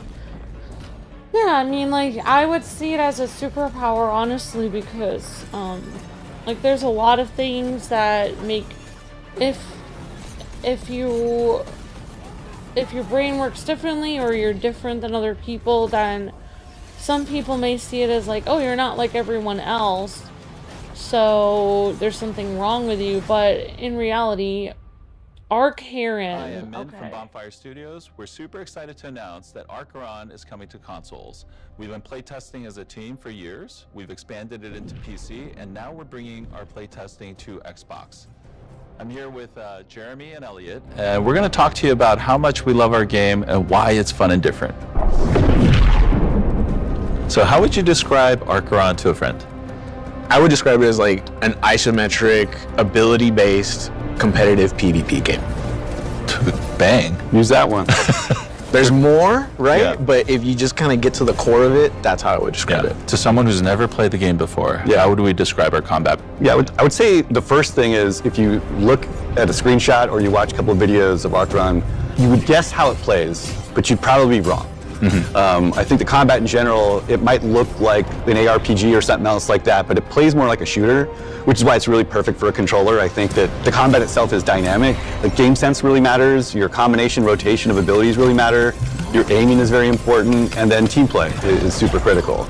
I think if players have a foundation in twin stick shooters, I think they're going to feel right at home playing ARKHERON on controller. You know, the combat is you aim your attacks in front of your character model. There's no aim assist on anything, PC or controller. So accuracy really matters. And because we are an item-based game, there are some items that'll give you like an aerial effect or skill shot ability. So that might remind you more of like a MOBA. And that's where the magic, I think, unlocks, is like when you actually start figuring out the movement, knowing what the items are, and then aiming. And that first time you do that Rinchi cleaver leap, and then you land on a player, it's like magic. So we've got these really cool characters in the game called Eternals. They give you access to these different playstyles. Can you tell us a little bit about what Eternals actually do in the game? Yeah, so Eternals were kind of designed to be a synergistic gameplay scenarios. Because we have a loadout system and you can pick different items from different Eternals, when you become a full Eternal, each item is meant to pair well with the rest of the loadout. You made a lot of these Eternals. Like, do you have a favorite child? They're all my favorite. The Eternal that I love playing the most right now probably is Hollow. She's just always been a playstyle that I really liked. Using the wall to separate the enemy, it's super fun. Being able to root somebody with the Sneklin special ability and that be the initiator is awesome. Then you kind of sit back and kind of range people down and support your team a little bit more. You can start that way, and I would definitely encourage people to start that way if they find something that they like. But man, at least me personally, I love shattered builds. 2-2, give me 2-2 all day. Right. When you start memorizing what set bonuses are, you're like, infinite possibilities. Yeah. We've got two different ways to play. Can you tell us a little bit about Spires? Yeah, so Spires is an arena climb game mode, so it's 3v3. You get your items by purchasing them before you enter a best of 3 match. And you'll repeat that process. It's a super great way to learn items and get item familiarity and get repetitions with things that resonate with you. I know, Elliot, you like Spires a lot. Yeah, I mean, I like both game modes for different reasons, but I think Spires is a great way to kind of warm up to even get into Ascension. You know, like Jeremy said, this could be the nice way you start, and then you kind of graduate into that Ascension mode. I think that's a good segue to jump into Ascension. So, playing Spires, you're getting the reps, you're mastering combat. Right. Now you've learned that, you're jumping into Ascension. What's happening in there? Yeah, so if Spires is all about player agency and selecting what you want and getting familiar with it and getting reps with the things that you're into, Ascension starts you with nothing. And there's 45 other players, 15 teams of 3. You all start with nothing. You need to loot on each floor, find your items, build your loadout, synergize with your team, and at some point, the beacons will call. You're kind of just building tension. Every beacon fight feels like the final fight of another larger scale multiplayer match. The top one has the added tension. And all right, this is for all the marbles. You make it all the way to the top and you win that one. I just feel like that's just peak ARKHERON. Yeah, it's just how charged you feel when you win 4 fights in a row. It's just pretty nuts. So we've told you a lot about how fun Ascension is to play. Now we're going to show you the final fight of an Ascension match from our morning playtest. Okay, run, carrot. Okay. Green. Gotta back up. No glow. Topher's down. Got a Topher. Yeah. I'm watching Topher's body. Full healing. Oh. Right there. Dressing.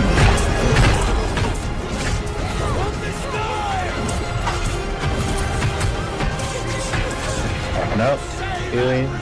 Oh, I got no heals. Yes. Yes. Oh, yeah, let's go. Thank you so much for allowing us to share ARKHERON with you today. The game's coming to Xbox very soon in our cross-platform closed beta. We hope you'll join us there, and if you're interested, go to our website for more information. See you in the tower.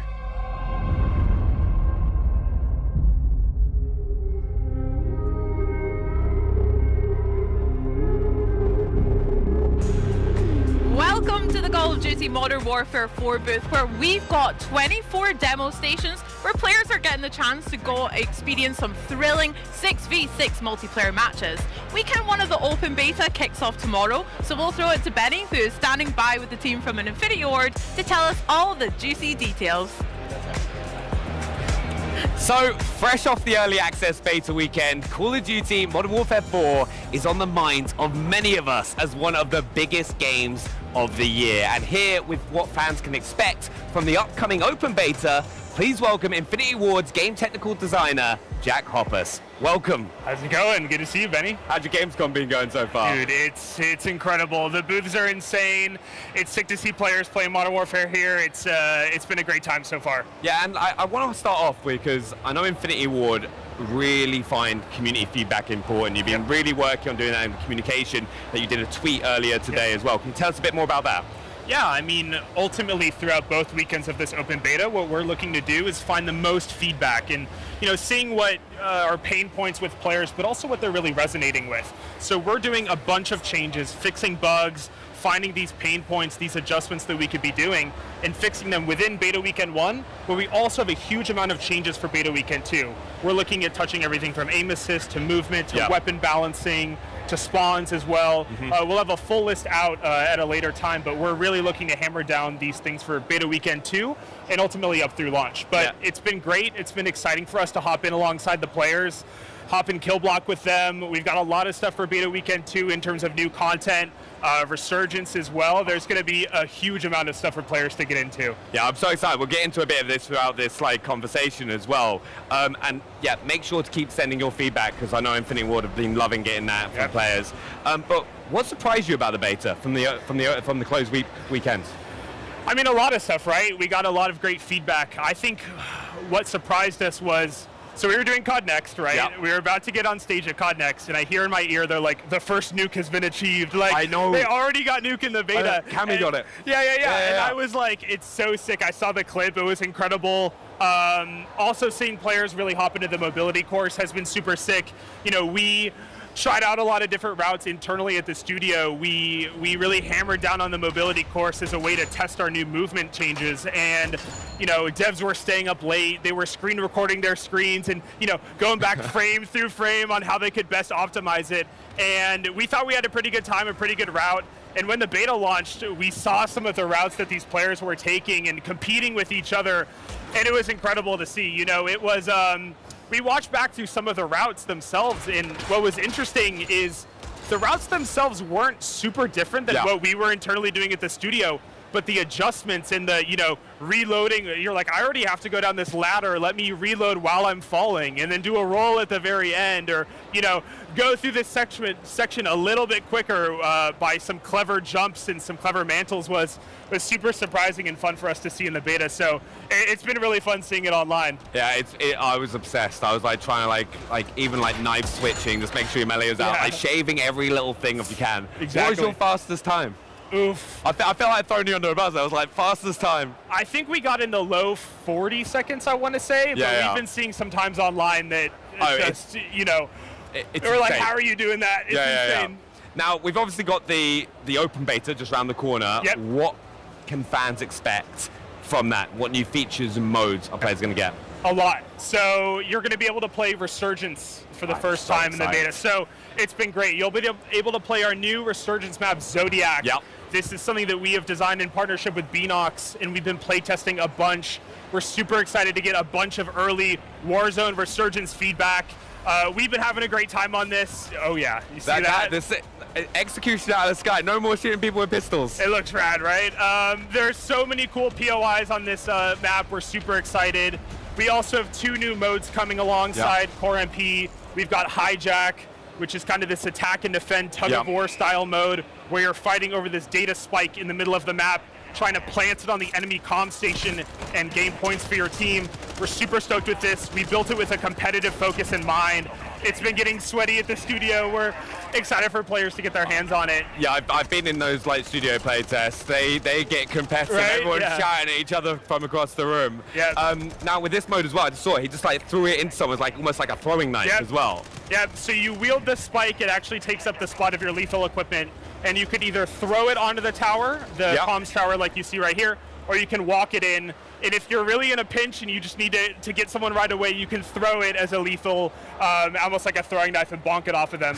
I can also see people throwing it across to each other's Yep. teammates, a bit like kind of like American football. Yeah, exactly. And you saw in the clip maybe for a second there, you can actually shoot it out of the air as well. So if you're really clever and really quick on the sticks, you can actually snipe it out and block, playing almost defense for your team. Oh, that's class. Another big thing that's changed gameplay with Modern Warfare 4, something new that we've seen, is Apex attachments. Yep. Can we talk a little bit more about those? Yep.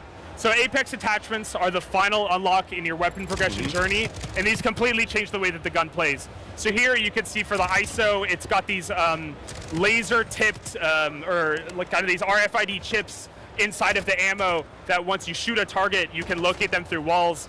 Here you see the harpoon for one of our marksman rifles. You can see, what do we got here? It's the M4 Hurricane, right? Is that the M4? It looks like it. Look at that. Yeah. So we've got a bunch of, this is amazing. When you like kind of like. These are insane. These are the throwing knives on the side of the Oris. So if you're in a pinch or you're in these kind of close quarters combat, you can use these as a quick maneuver. For the PPSH, we've got a bunch of really sick Apex attachments to show off. And you want to know a little hack? Yeah, I'll show you a little hack. I always love hacks. Also, these are sick.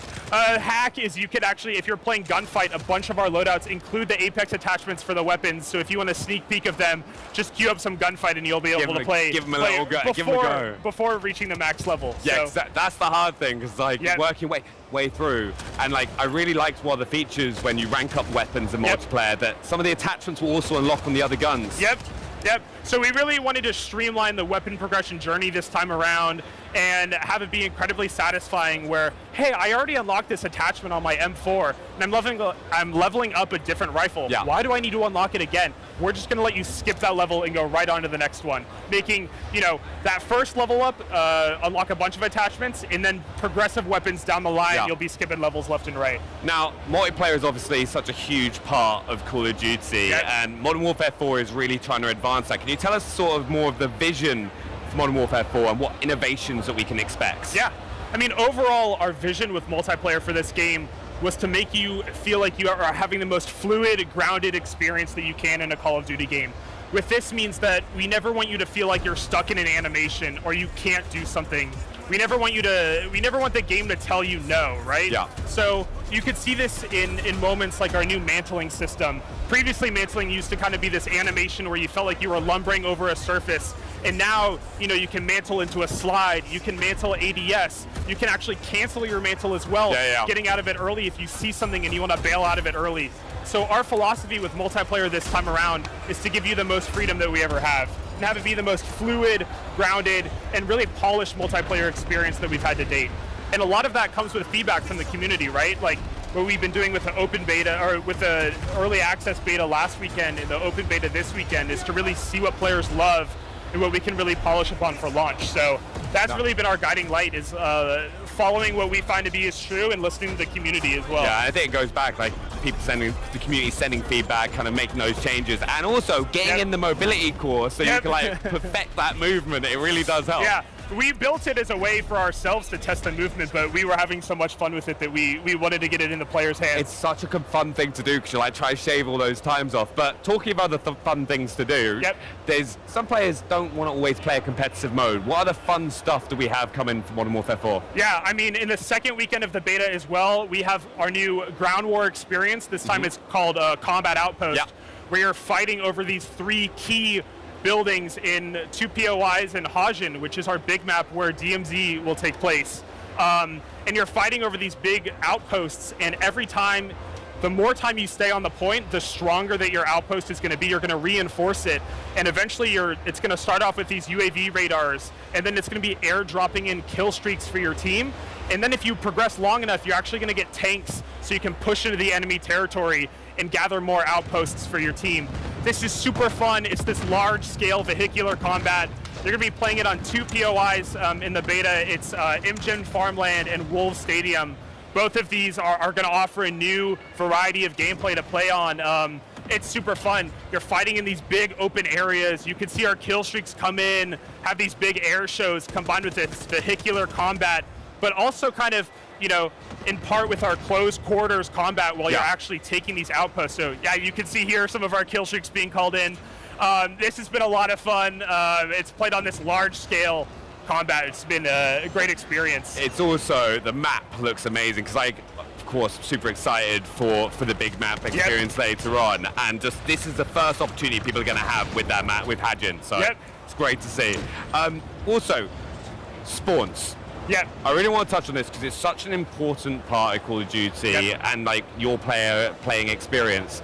Can you tell us the approach for that with Modern Warfare 4? I mean, we've gotten a great amount of feedback from the beta, and it's clear that some of our spawns need tuning. So this varies from mode to mode, but what I can say is that we've been in there with you guys in the beta. We are looking at more than just the data. We're looking at the feedback. We're playtesting a bunch at the studio right now, and we've got fixes incoming for spawns, and it's definitely something at the very top of our priority list to work alongside the players, to feel it with you guys, be in the playtests. And it's something that I can tell you right now, we're definitely working as we speak at the studio to make sure that this is perfect, not only for beta weekend 2, but for launch as well. It's definitely something that we are going to continue to work on. Yeah, I'm really excited. And like, I know you guys play an absolute ton. Like you were saying, we were chatting earlier, you've like played over 16 hours in a day already. Yeah. So, no, I'm super excited. I just want to say a big thank you because obviously Modern Warfare 4 here has been making a huge splash. Yeah, it's great. Like you can see all the fans like queuing up, playing, getting the experience, and seeing what we have on offer. What's one thing as well that you're most excited about with Beta Weekend 2 coming up? I mean, players. We got fun new maps coming in. We got Lithium, which is a new 6v6 map, which I love. I'm excited to welcome in more players into the beta itself. You know, we're gonna have a huge suite of players jumping alongside with us. Players will get to play the campaign again as well. That mission is incredible. It really sets the tone for the story and the cast of characters that we really want to show off. And honestly, just hopping in alongside with you guys, it's going to be, you know, we at this studio, we're hearing this feedback, we're gathering it all, but we're also playing alongside you guys, which has been great. Yeah, I'm just determined to try and get a nuke at some point this weekend. Because like you said, Cammy dropped the first one during COD Next, which was insane. It was insane, I'm telling you. Like, you got any tips? You got any tips on how players can go ahead and get that nuke? I don't know, just be coordinated. Don't play too risky, you know, if you want to get that nuke. But, I mean, we saw it at COD Next. We saw it way earlier than I thought we were going to see it. It happens. It's incredible. It happens. I'm excited because, like, obviously Ghost is going to be available with the beta weekend too. That might help with the UAVs, so I'm excited. Yeah, they're going to reach 10 new levels as well. You're going to level up to level 30. New perks, new field upgrades, new equipment, new kill streaks, new stuff for player progression. So hit that level 30 as well, and there's a lot of fun stuff for you to play. There's so much. You've got multiplayer, resurgence. You've got the big map, kill block, single player.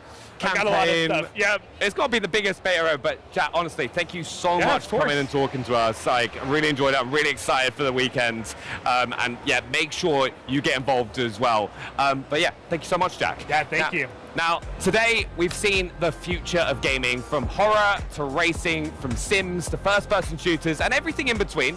And there is a ton to look forward to, including more than 15 titles available on Xbox Game Pass. Plus, with the biggest games coming to Xbox like Minecraft Dungeons 2, Gears of War E-Day, EA Sports FC 27, NBA 2K 27, Fable, Call of Duty Modern Warfare 4, and Grand Theft Auto 6. No matter where or how you game, the best place to play is on Xbox. Now to a psychological survival horror game with a unique retro look and feel. Fight and survive against the ominous presence slowly consuming this 90s Polish town. This is Holston. Wczoraj przyszedł faks. To jest głębsze niż ubojnia. Większe niż nowa trójca. Znów mu odjebało. Ktoś tu jest? Halo? W trójcy jedyny na przebłaganie.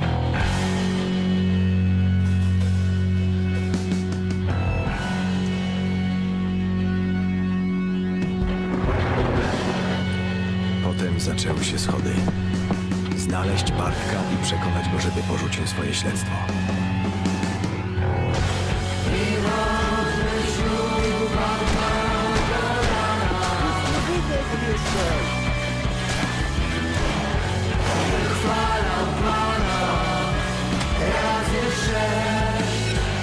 Wiem, jak wiele przeszedłeś. To w tobie jest paskudna skaza. Musisz się z nim zobaczyć.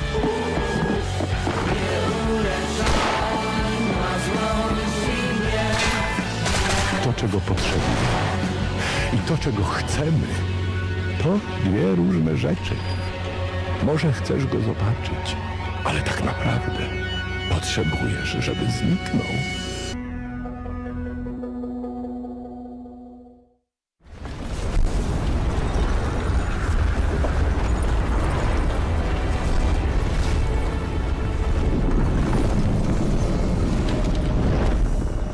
Hello guys, today I'm excited to share a closer look at Tides of Annihilation through our first hands-on demo and the story trailer at Gamescom.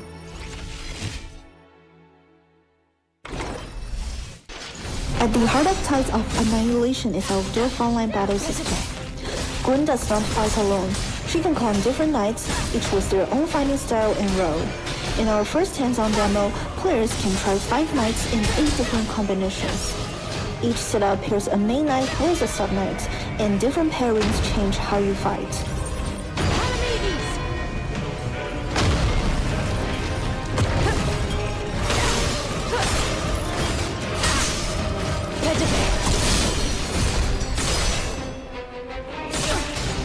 Try this!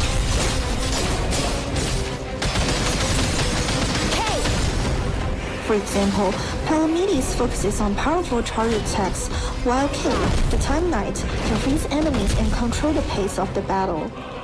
Together, they create a simple flow, freeze an enemy, create an opening, then land a heavy strike. Other pairings offer longer combos, more mobility, more control, or bigger burst damage. Our goal is to let players find the combinations that fits them best. Try this!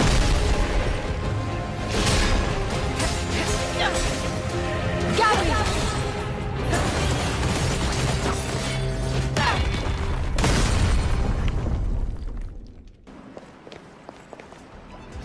Beyond combat, knights also play an important role in exploration. We wanted them to be helpful on Gwyn's journey, not just tools you bring into a fight. For example, the archer can use a charge shot to break obstacles, ignite certain targets, and even create road paths in the air, helping Gwyn reach places she otherwise could not.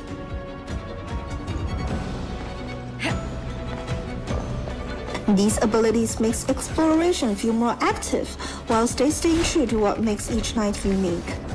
And as players progress through the full game, they will discover more knights and more ways to use their abilities, with each one bringing something new to both combat and exploration.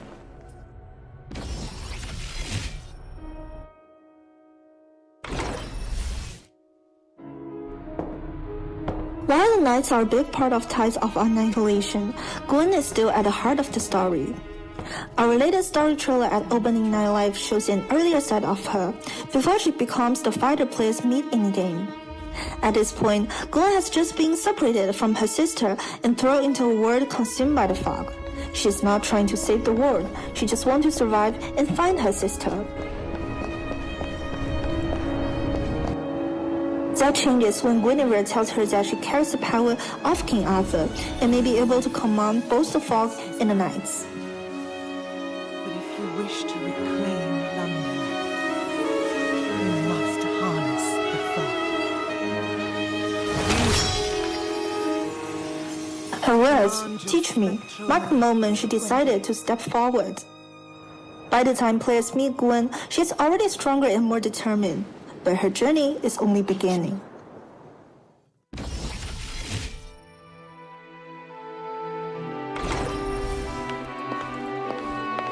For our Gamescom demo, we wanted to show how modern London and the world of Avalon can exist side by side. The Great Russell Museum is a good example. We start with a place that feels real and familiar, and then slowly bring fantasy into it.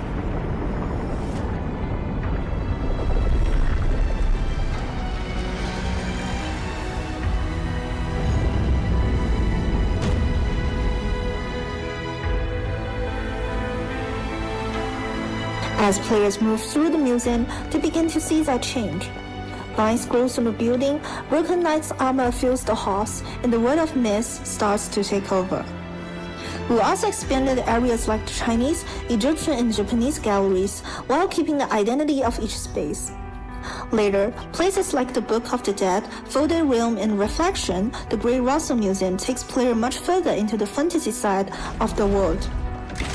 What ties it all together is what we call apocalyptic romance. A world where modern London meets ancient legend, and where destruction can still feel beautiful and full of wonder.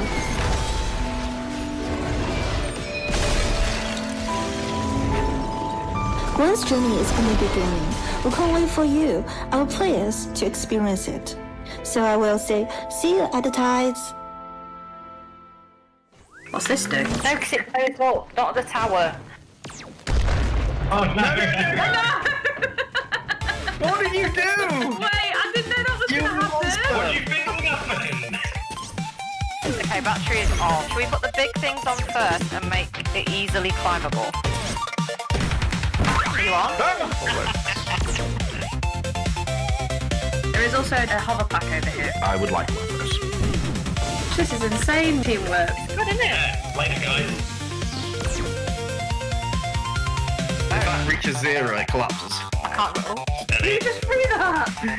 My head. Oh no, I got benched! Caravan, anyone?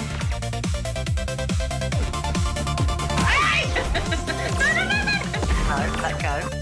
One car, please. I want a bat, but not like as hot as... It bounced back. Oh my god! Oh, back in time. Guys, we built a tower. Oh no! No, no, no, no! Move on over, Aladdin. Bit all that, innit? There are so many incredible games on the horizon, and with so many titles coming to Xbox Game Pass, it's only fitting to bring fans into the world of Game Pass with an interactive quest and one giant green button. The big green button here transforms the Xbox booth into an interactive quest, powered by Xbox Game Pass. Attendees collect digital stamps by playing games, taking part in activities, and exploring partner activities around Gamescom. New this year, achievements unlock additional opportunities to win prizes, including Xbox collectibles, Game Pass swag, and partner rewards. The experience celebrates discovery, play, and of course, the Xbox community. Of the many, many prizes that lucky fans can win include LG TVs, GeForce RTX 5080 GPUs, and this SteelSeries ARKHERON Nova 5X wireless headset. So, let's see who's up. Have you got your code ready to scan? Let's see what happens. Well done, you. Did you have fun on your quest? Yeah. Good. Ooh, here's all the things we could be looking at as well. Loading on your quest, and when it lights up, hit that button. Beautiful. Way! A charge kit for the Series X. GG's. Oh, look at that. Woo! Well done, you. Bye. Oh. That's cute. Aside from winning prizes, fans here have access to tons of demo stations at the booth, getting their hands on latest titles from studios all across the globe, including Turok Origins.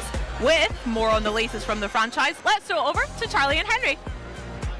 That's right, Bex, because one of gaming's most iconic dinosaur adventures is evolving for its new generation. Absolutely, and here to talk Turok Origins with us is Game Director Jesus Iglesias and Chief Creative Officer Tim Willits with a look at new gameplay, new abilities, and the next chapter in this legendary franchise. Thank you so much for joining us, guys. Thanks for having us. Welcome to Gamescom. Have you had a good week so far? Yeah, it's been awesome.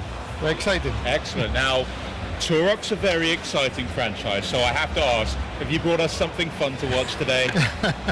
Yes, we've brought you brand new footage of Turok Origins, our brand new game in this legendary franchise. Hey guys, I'm back. I am watching and eating also, so I missed one fantasy game. Maybe that was Tides of Annihilation, I hope not. But yeah, Turok was a game that was on N64, I remember that. So this looks pretty interesting. My brother actually got this game even though my parents would not buy it for him because it was rated M on the N64. So nice. Wow, he had to work and get his own money to get this game. I'll tell you that much for sure. Looking very modern. Yeah. But I did see immediately at the start, you swapped from first person to third person. It's pretty interesting. Right. This is something that we wanted to introduce in the game. We know that the game is a first-person shooter originally, but a lot of people like to play in third-person view and see his own character. Our characters are amazing; they look amazing, and so we wanted to show the people their characters if they wanted to play on third-person. Yeah. But the thing is that you can swap between first and third immediately as you play, just pushing a button. Well, I'm munching on my breakfast, so I don't want to but, what are my thoughts, Granddaddy Otaku? Well, I really liked the showcase of Dragon's Dogma. Like, I really like that. I might get into that series. It's rated M, but I looked up online and it doesn't really have a lot of swearing or cursing, which bothers me. Like, I don't like a ton of F-bombs. It really bothers me. I don't like really nudity in games or like really violence for just violence sake, just for fun. Like if it's violence for a purpose, like oh I have to defeat this enemy or I have to defend people who are weaker than myself, then I get it. Like I can do violence, but just chaotic violence I don't like. So I didn't realize that Dragon's Dogma was made by Capcom. So I mean, as soon as I saw them talking about it, I was like, wow, like this looks really interesting. And so they have a new update for it in September. The flight simulator thing they talked about today looked amazing. I was just like in awe. It's just gorgeous. They flew over Germany and Italy and oh my gosh, like if Luke took me to like, I don't even care where it is. Like I like to see castles or like grand buildings. Like even if Luke took me to see the pyramids or something really cool like that. Like I don't know. But it's neat in Flight Simulator. You can literally fly anywhere you want. So you want to see the Leaning Tower of Pisa, you can go there. You want to see the pyramids, you just fly there. And that's like the first place I did fly in that. And honestly, like, so they have a new update with some new planes and but yesterday was a huge, like, they had a huge number of games. Like, I couldn't even remember all the games they showed yesterday, but Mega Man was what stood out to me the most yesterday. I was super excited about it, and I don't even remember all the other games they showed, honestly. Like, I just remember Mega Man.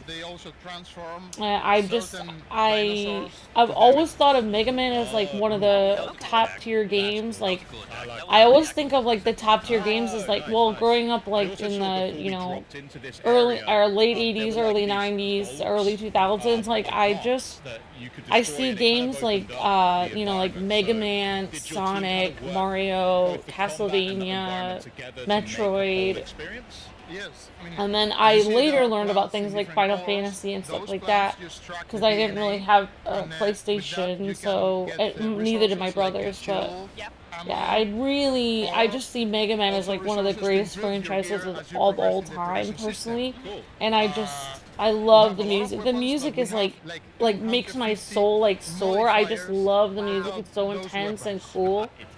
And I just love the design of the Mega Man little bosses, the little guys with their little eyes and their little tiny caps that they have, like hard hats and stuff.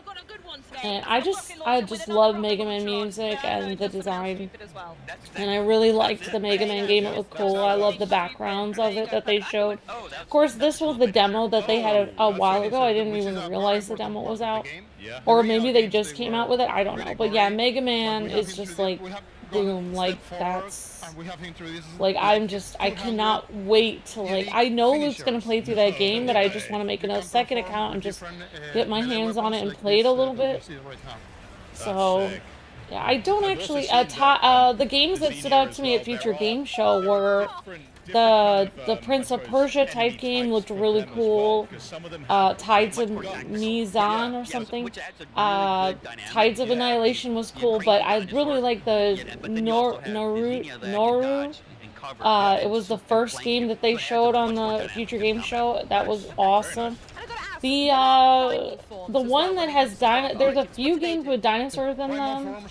Like one of them is Terrible Lizards that looks interesting, and the other one they showed today that had dinosaurs. And it was like a stunt game, but it had dinosaurs in it. And then I also kind of like Planet Zoo. That looks fun. And then there was a cutesy Holoverse Animal Crossing game that looked really cool. Or Hoyoverse.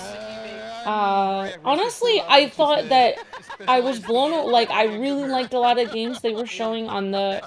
Some of the games I didn't like, like the one game, Dead.net, I do not see myself playing that. The developer, I think, did reach out to us, but I don't know, like, it seemed like a game that was kind of like Suicide versus the Justice League, like, you're just killing people for fun, and I don't know, it kind of makes me feel sick. Like, I don't like just killing people for fun. Like, I think killing people in a war, or to defend your people, or to defend yourself and your family, or whatever, or just survive, like, it's them or you. I think that's very honorable, but just killing for fun is, like, not, and I don't like that kind of game. So one of the earlier missions, you have to prove that you're a true Turok warrior, that you and then you can pick, you know, your spirit and your class. I'm also excited for the Animal Cyberpunk game. Oh yeah, that does look really cool. That does look cool. Okay, but that's not a normal dinosaur. No, absolutely not. That's got a lot of extra accessories going on. Yeah, and who knows, Granddaddy Otaku, now that we have better lighting, maybe I can wear my...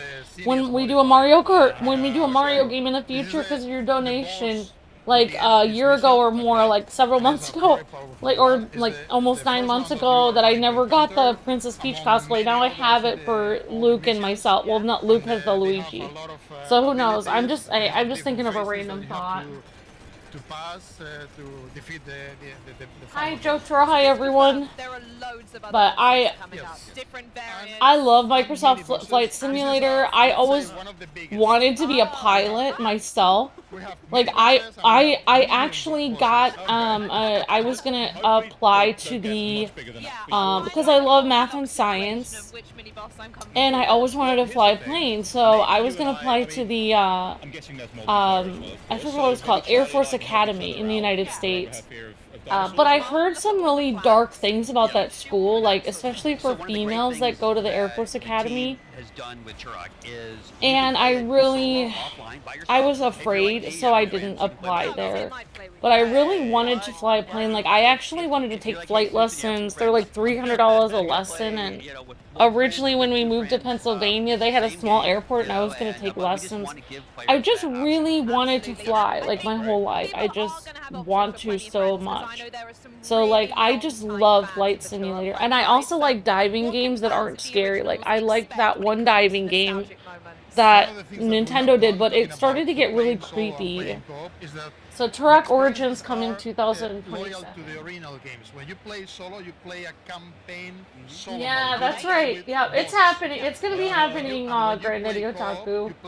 And I got a cute. I have to get the rest of the. I think I did get a crowd, but like I don't know. It's really hard to find like the good cosplays. Like, you know, you have to like order it. Amazon, like, you have to get it through like an anime thing. But I don't have pierced ears, but I'm gonna try to get like the earrings that match. Thank you again, Granddaddy Otaku, for that. That was very sweet. I'm excited to do. I'm actually excited to maybe do some. Like, I honestly, like, I don't know how to explain this, but like, I've just been getting a lot healthier since I moved to New York.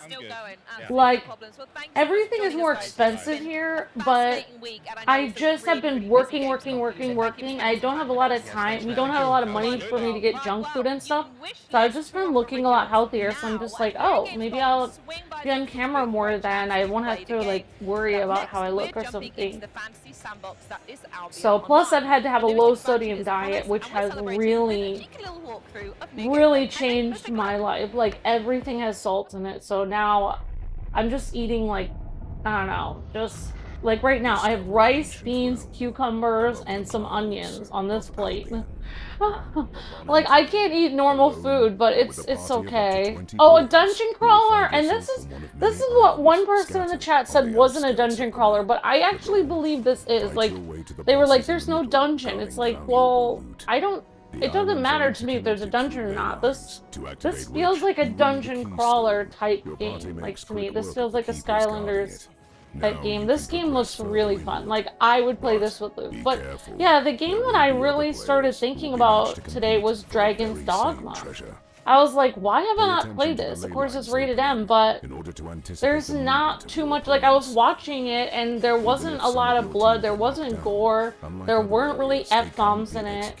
There was just fantasy violence, like slaying a dragon or whatever. So I really don't even see why it's rated M. I get that they said in it you can choose to do some rated M things in the game.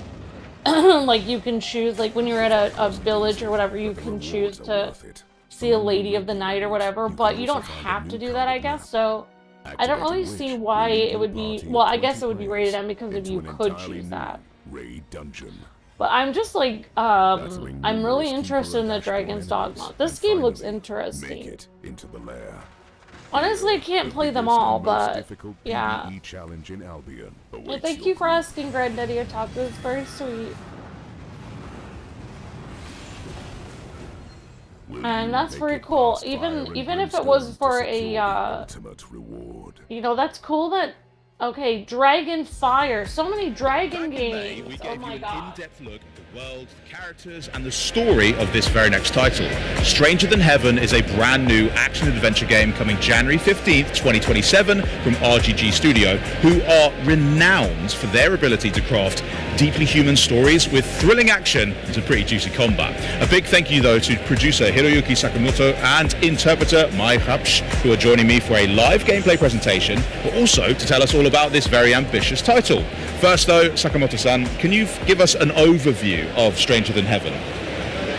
では続いてはストレンジャーザンハブのライムゲームプレイです。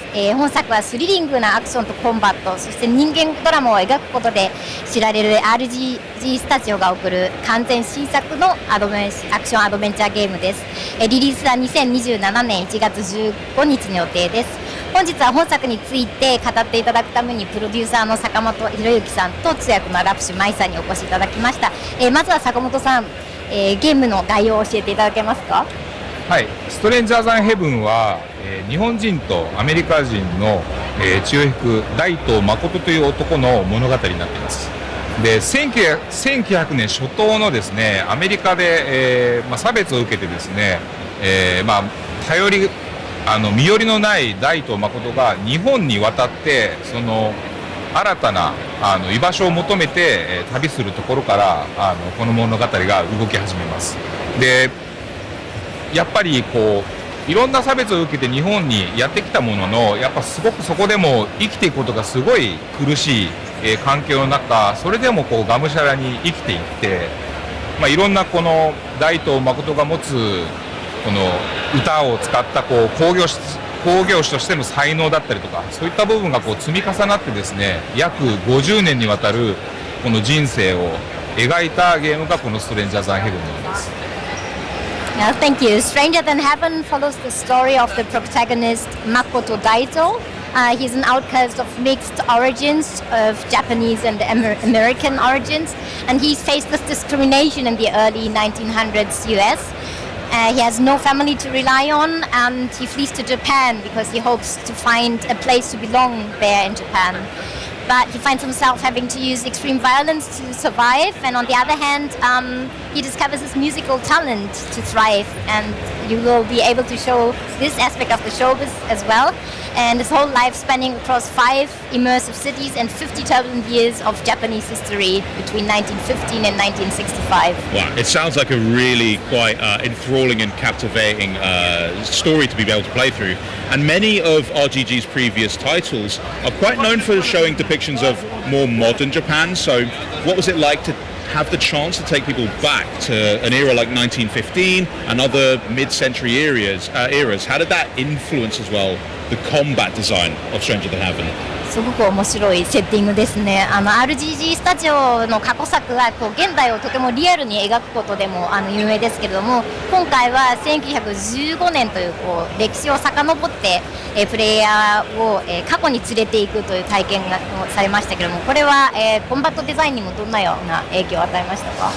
まず正直ここまで5つの時代と5つの都市で50年の歴史をゲームの中に作るっていうのは本当に大変だったんですけども、しっかりリサーチだったりとか、いろんな歴史観を本当に体験してもらうために、いろんなリサーチを重ねながらこのゲームを積み上げたみたいなところがあるんですけどもやっぱりこれぐらいのスケールのゲームってなかなかないと思うので、この舞台を選んだこの時代を描いたっていったところはすごい大きなスケールのゲームになるっていったところにすごく興奮したことをまず覚えています。でコンバットデザインもですね、やっぱりこの主人公が50年歩む中でですね、プレイヤーも操作することで主人公の大東誠とシンクロするようなそういう体験をちょっと味わってほしいなと思って、本当に一から作り上げたんですけれども、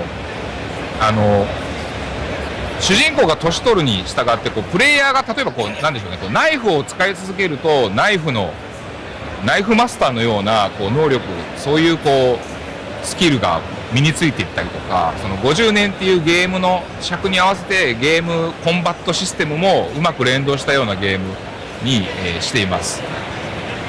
So to be honest, the difficulty was on a whole different level than all the titles we realized before, because this time we had to spend over a time of 50 years, so we were depicting 5 different areas, and we had to conduct research, a lot of historical and cultural facts, and we had to create all the necessary assets from scratch, so there was nothing which we can build upon. But I also remember feeling very excited about this fact because everything was new and we knew that we would be able to create a very unique game, one that lets players really experience the whole protagonist's life over a large scale and large time span. And this is also depicted in the combat design. We focused on creating the most visceral and most intuitive combat design so far. So to combine that with the protagonist's abilities, they evolve over time, and also the skills of you as a player evolve over time.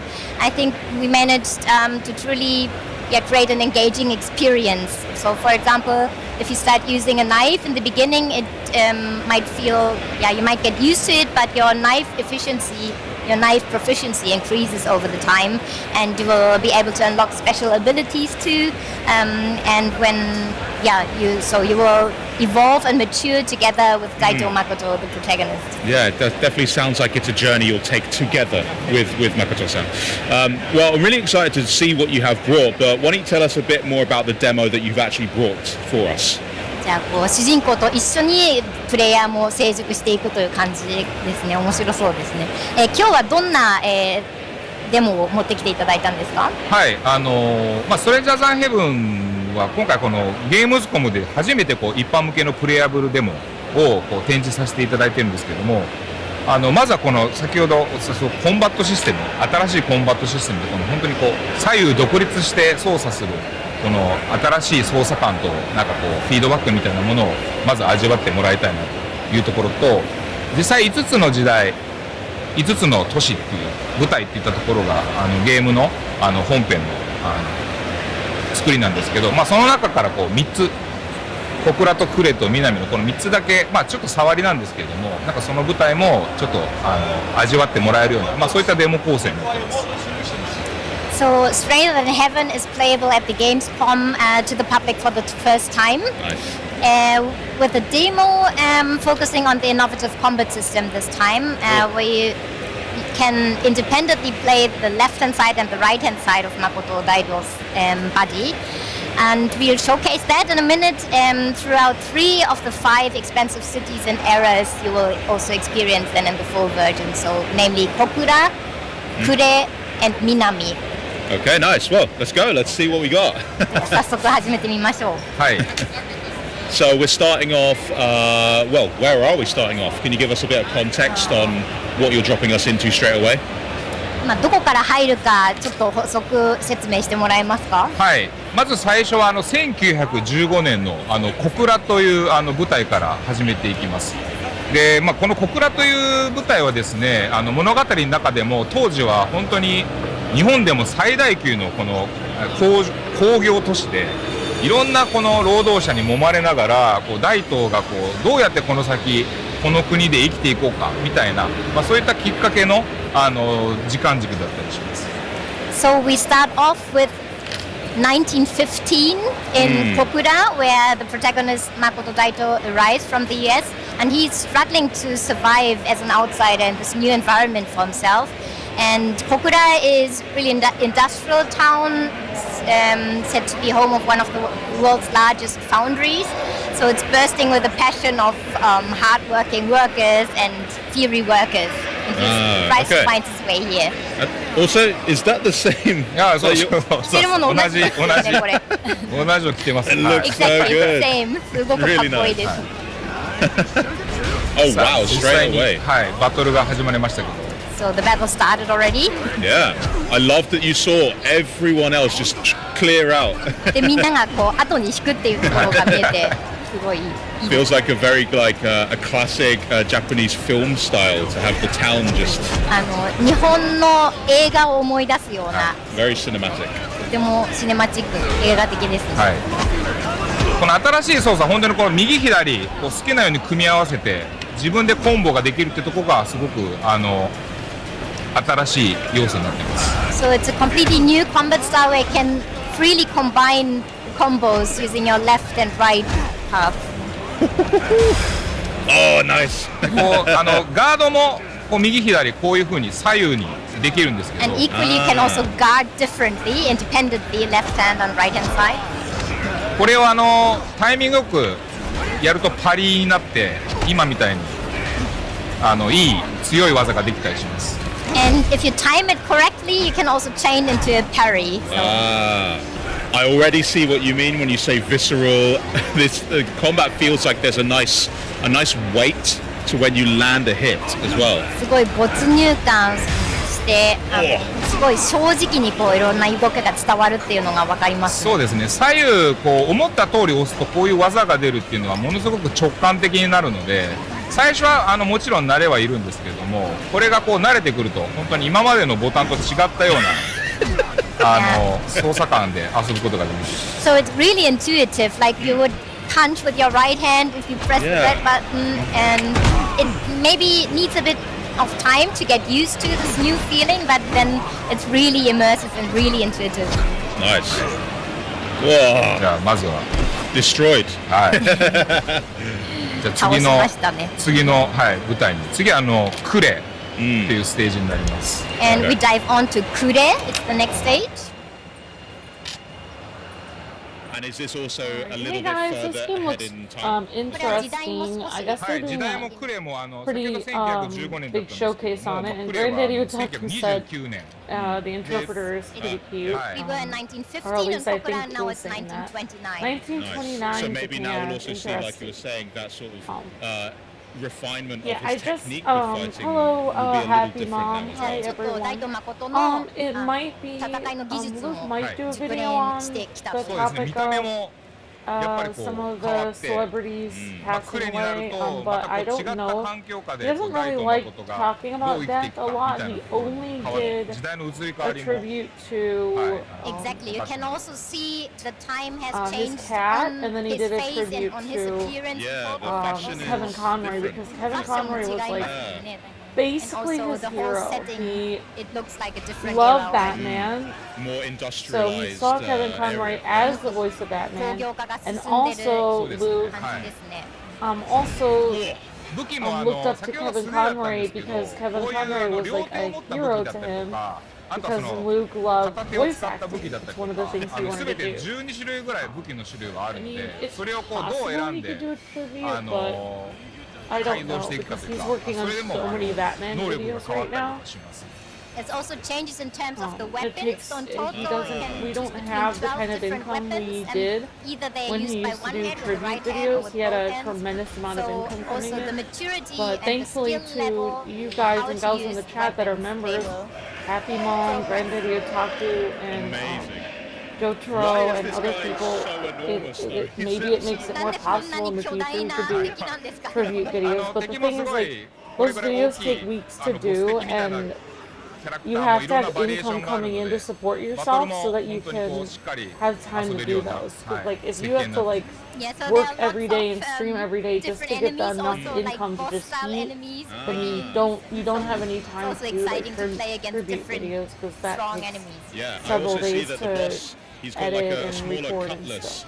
but he's also still able to hit with his fist as well. Good to Is see that something everyone. that I hope Makoto you guys could are also doing do well, if he was holding and, a single-handed weapon?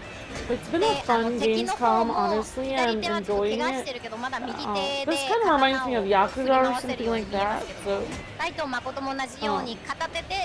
really can't, I might have to turn the air conditioning on in a second so I can hear them a little bit. I hope you guys are enjoying Gamescom. I'm enjoying it so far, and we have the indie showcase later today. Right now he's holding a weapon which has to be at 2 used with p.m. both hands, but Eastern also time. weapons where he can only use one hand and the other hand is free to guard or to punch or whatever. Very cool.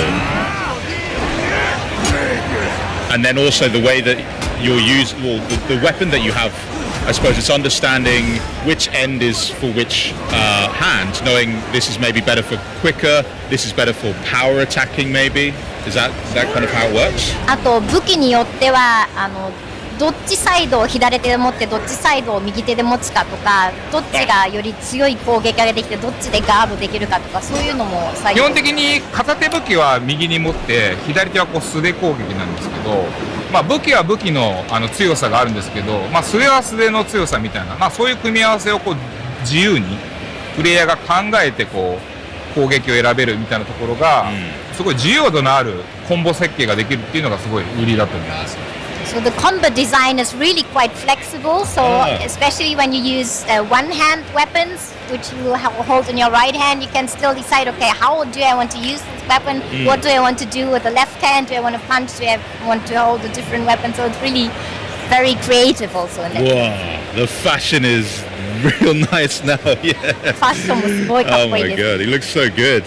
So, also it's now raining. I wonder, the combat already seems quite deep. Before it was snowing in the previous era, now it's raining. Does that also have an effect at all on any of the combat? 今雨が降ってますよね。その前も雪が降ってるシーンがありましたけども、これもまたコンバットスタイルに何か影響するんですか？コンバットスタイルというよりかこう天候が変わることによってこの町の住民たちの様子が人通りが減ったり、お店が閉まったりとか、この舞台に対して影響が出る要素があります。また天候だけじゃなくてこの時間帯昼だったり夜だったりその夜にしかいないような強敵だったり、まあ、この辺りはすごい一つの舞台にとってもいろんなこの探索要素があります。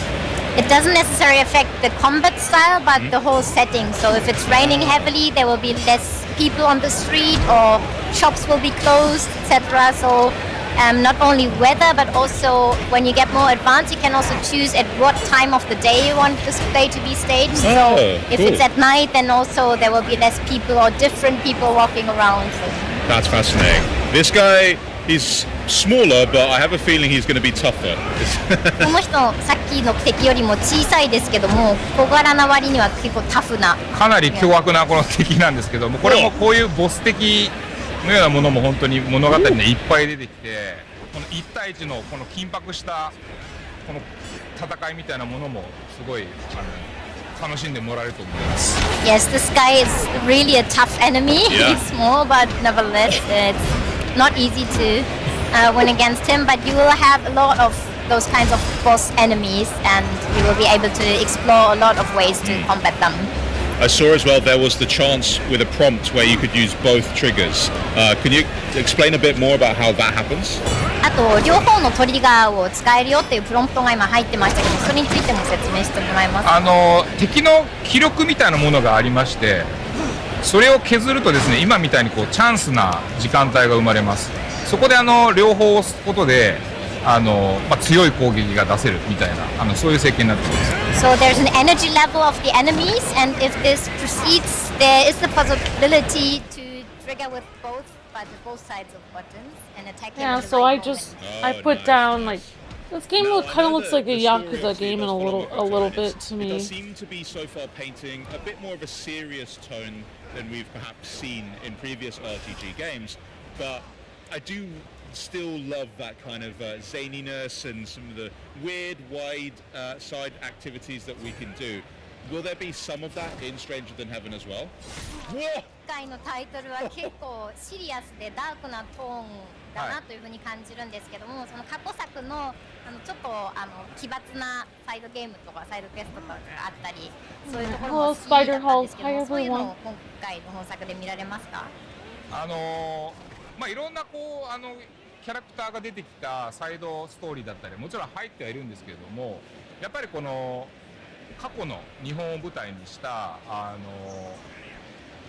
サイドストーリーだったりするので、なんか今までこうすごく奇抜なコンテンツだった部分からは、少しシリアスなトーンが多めなところもありますね。ただそれはそれでストレンジャーズ・アンヘブンならではの。Oh, you think it's being made by the Yakuza dev studio? Oh, that's interesting, Jotaro.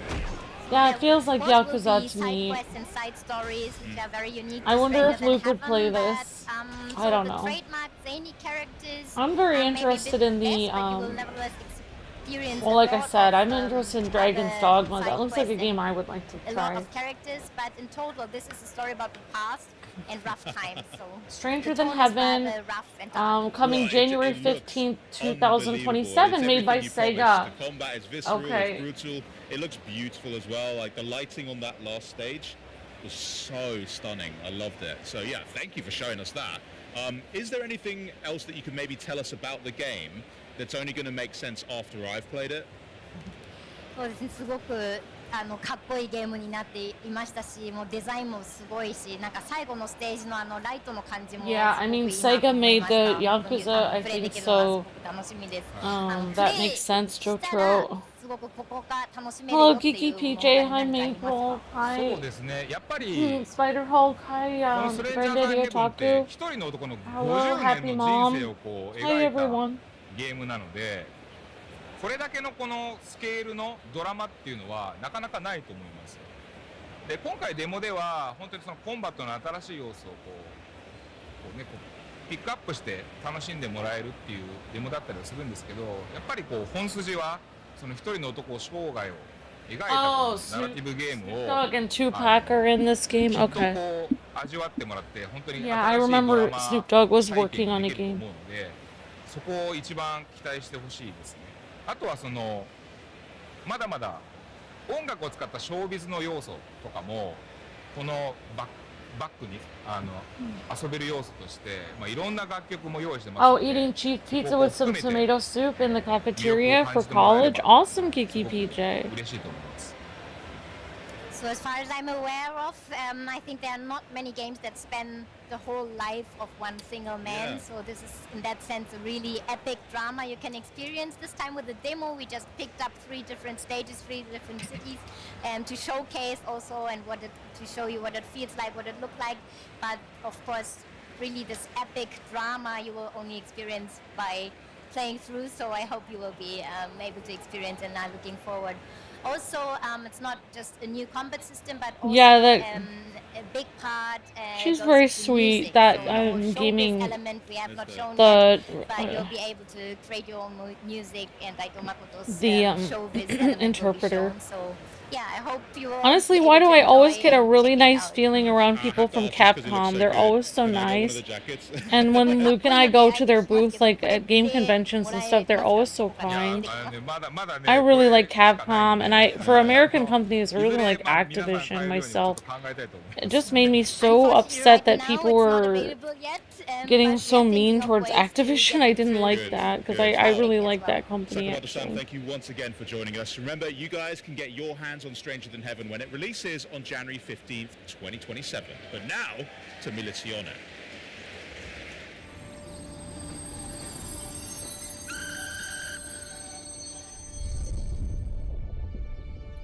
Alright, another game here. Where do you think you're going? Oh, a crazy game, okay. To leave this town.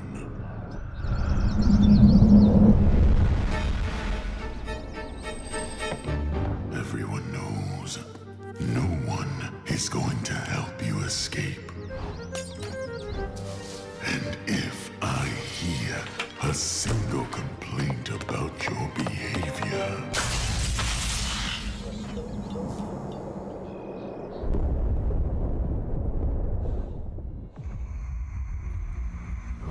this uniform forces me to see the worst in people. Yeah, Capcom peeps are pretty cool. Definitely Geeky PJ and Bread Knitting talk. They are fun. Every single day, I hope I'll be proven wrong. Yeah, and thank you for the highlighted message, Wally. Really appreciate that.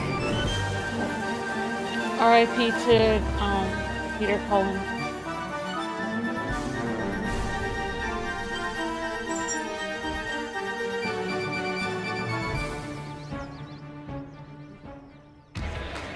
And that is our show. Over the last 2 days, we've had the privilege to feature over 40 games. Charlie, over 40 games made by some incredible teams from all around the world, and they're all coming to Xbox. Plus, with 13 games coming to Xbox Game Pass that we showed you just today, yeah, your library's about to get real full. So, whether you're hyped for Minecraft Dungeons 2 or the Xbox console exclusive Gears of War E-Day. Maybe it's EA Sports FC 27. Maybe it's Fable, NBA 2K27 too. Modern Warfare 4 or Grand Theft Auto 6. No matter how you play it, the best place to play the biggest games is on Xbox. And finally, make sure to check out the Xbox On YouTube channel to view and share some of the segments that you might have missed. So, until next time, thanks for joining us. This is Xbox at Gamescom 2026. Bye! Bye! Alright, that's it, guys and gals. So, we're gonna go to... We're gonna actually hop over to...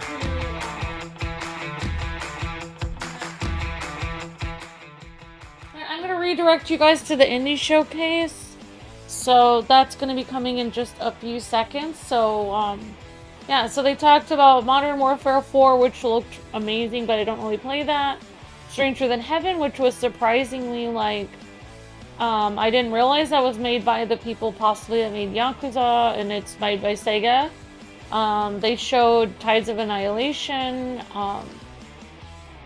and they showed Star Wars Galactic Racer, and Zoo Planet Kingdom 3, which looked kind of interesting, but kind of like indie-like. And Dragon's Dogma, Microsoft Flight Simulator. Okay, guys, so I'm gonna hop over to the next stream where we'll look at the indie showcase. Alright, guys, God bless, happy gaming. See you guys on the next stream. Thanks for watching, everyone.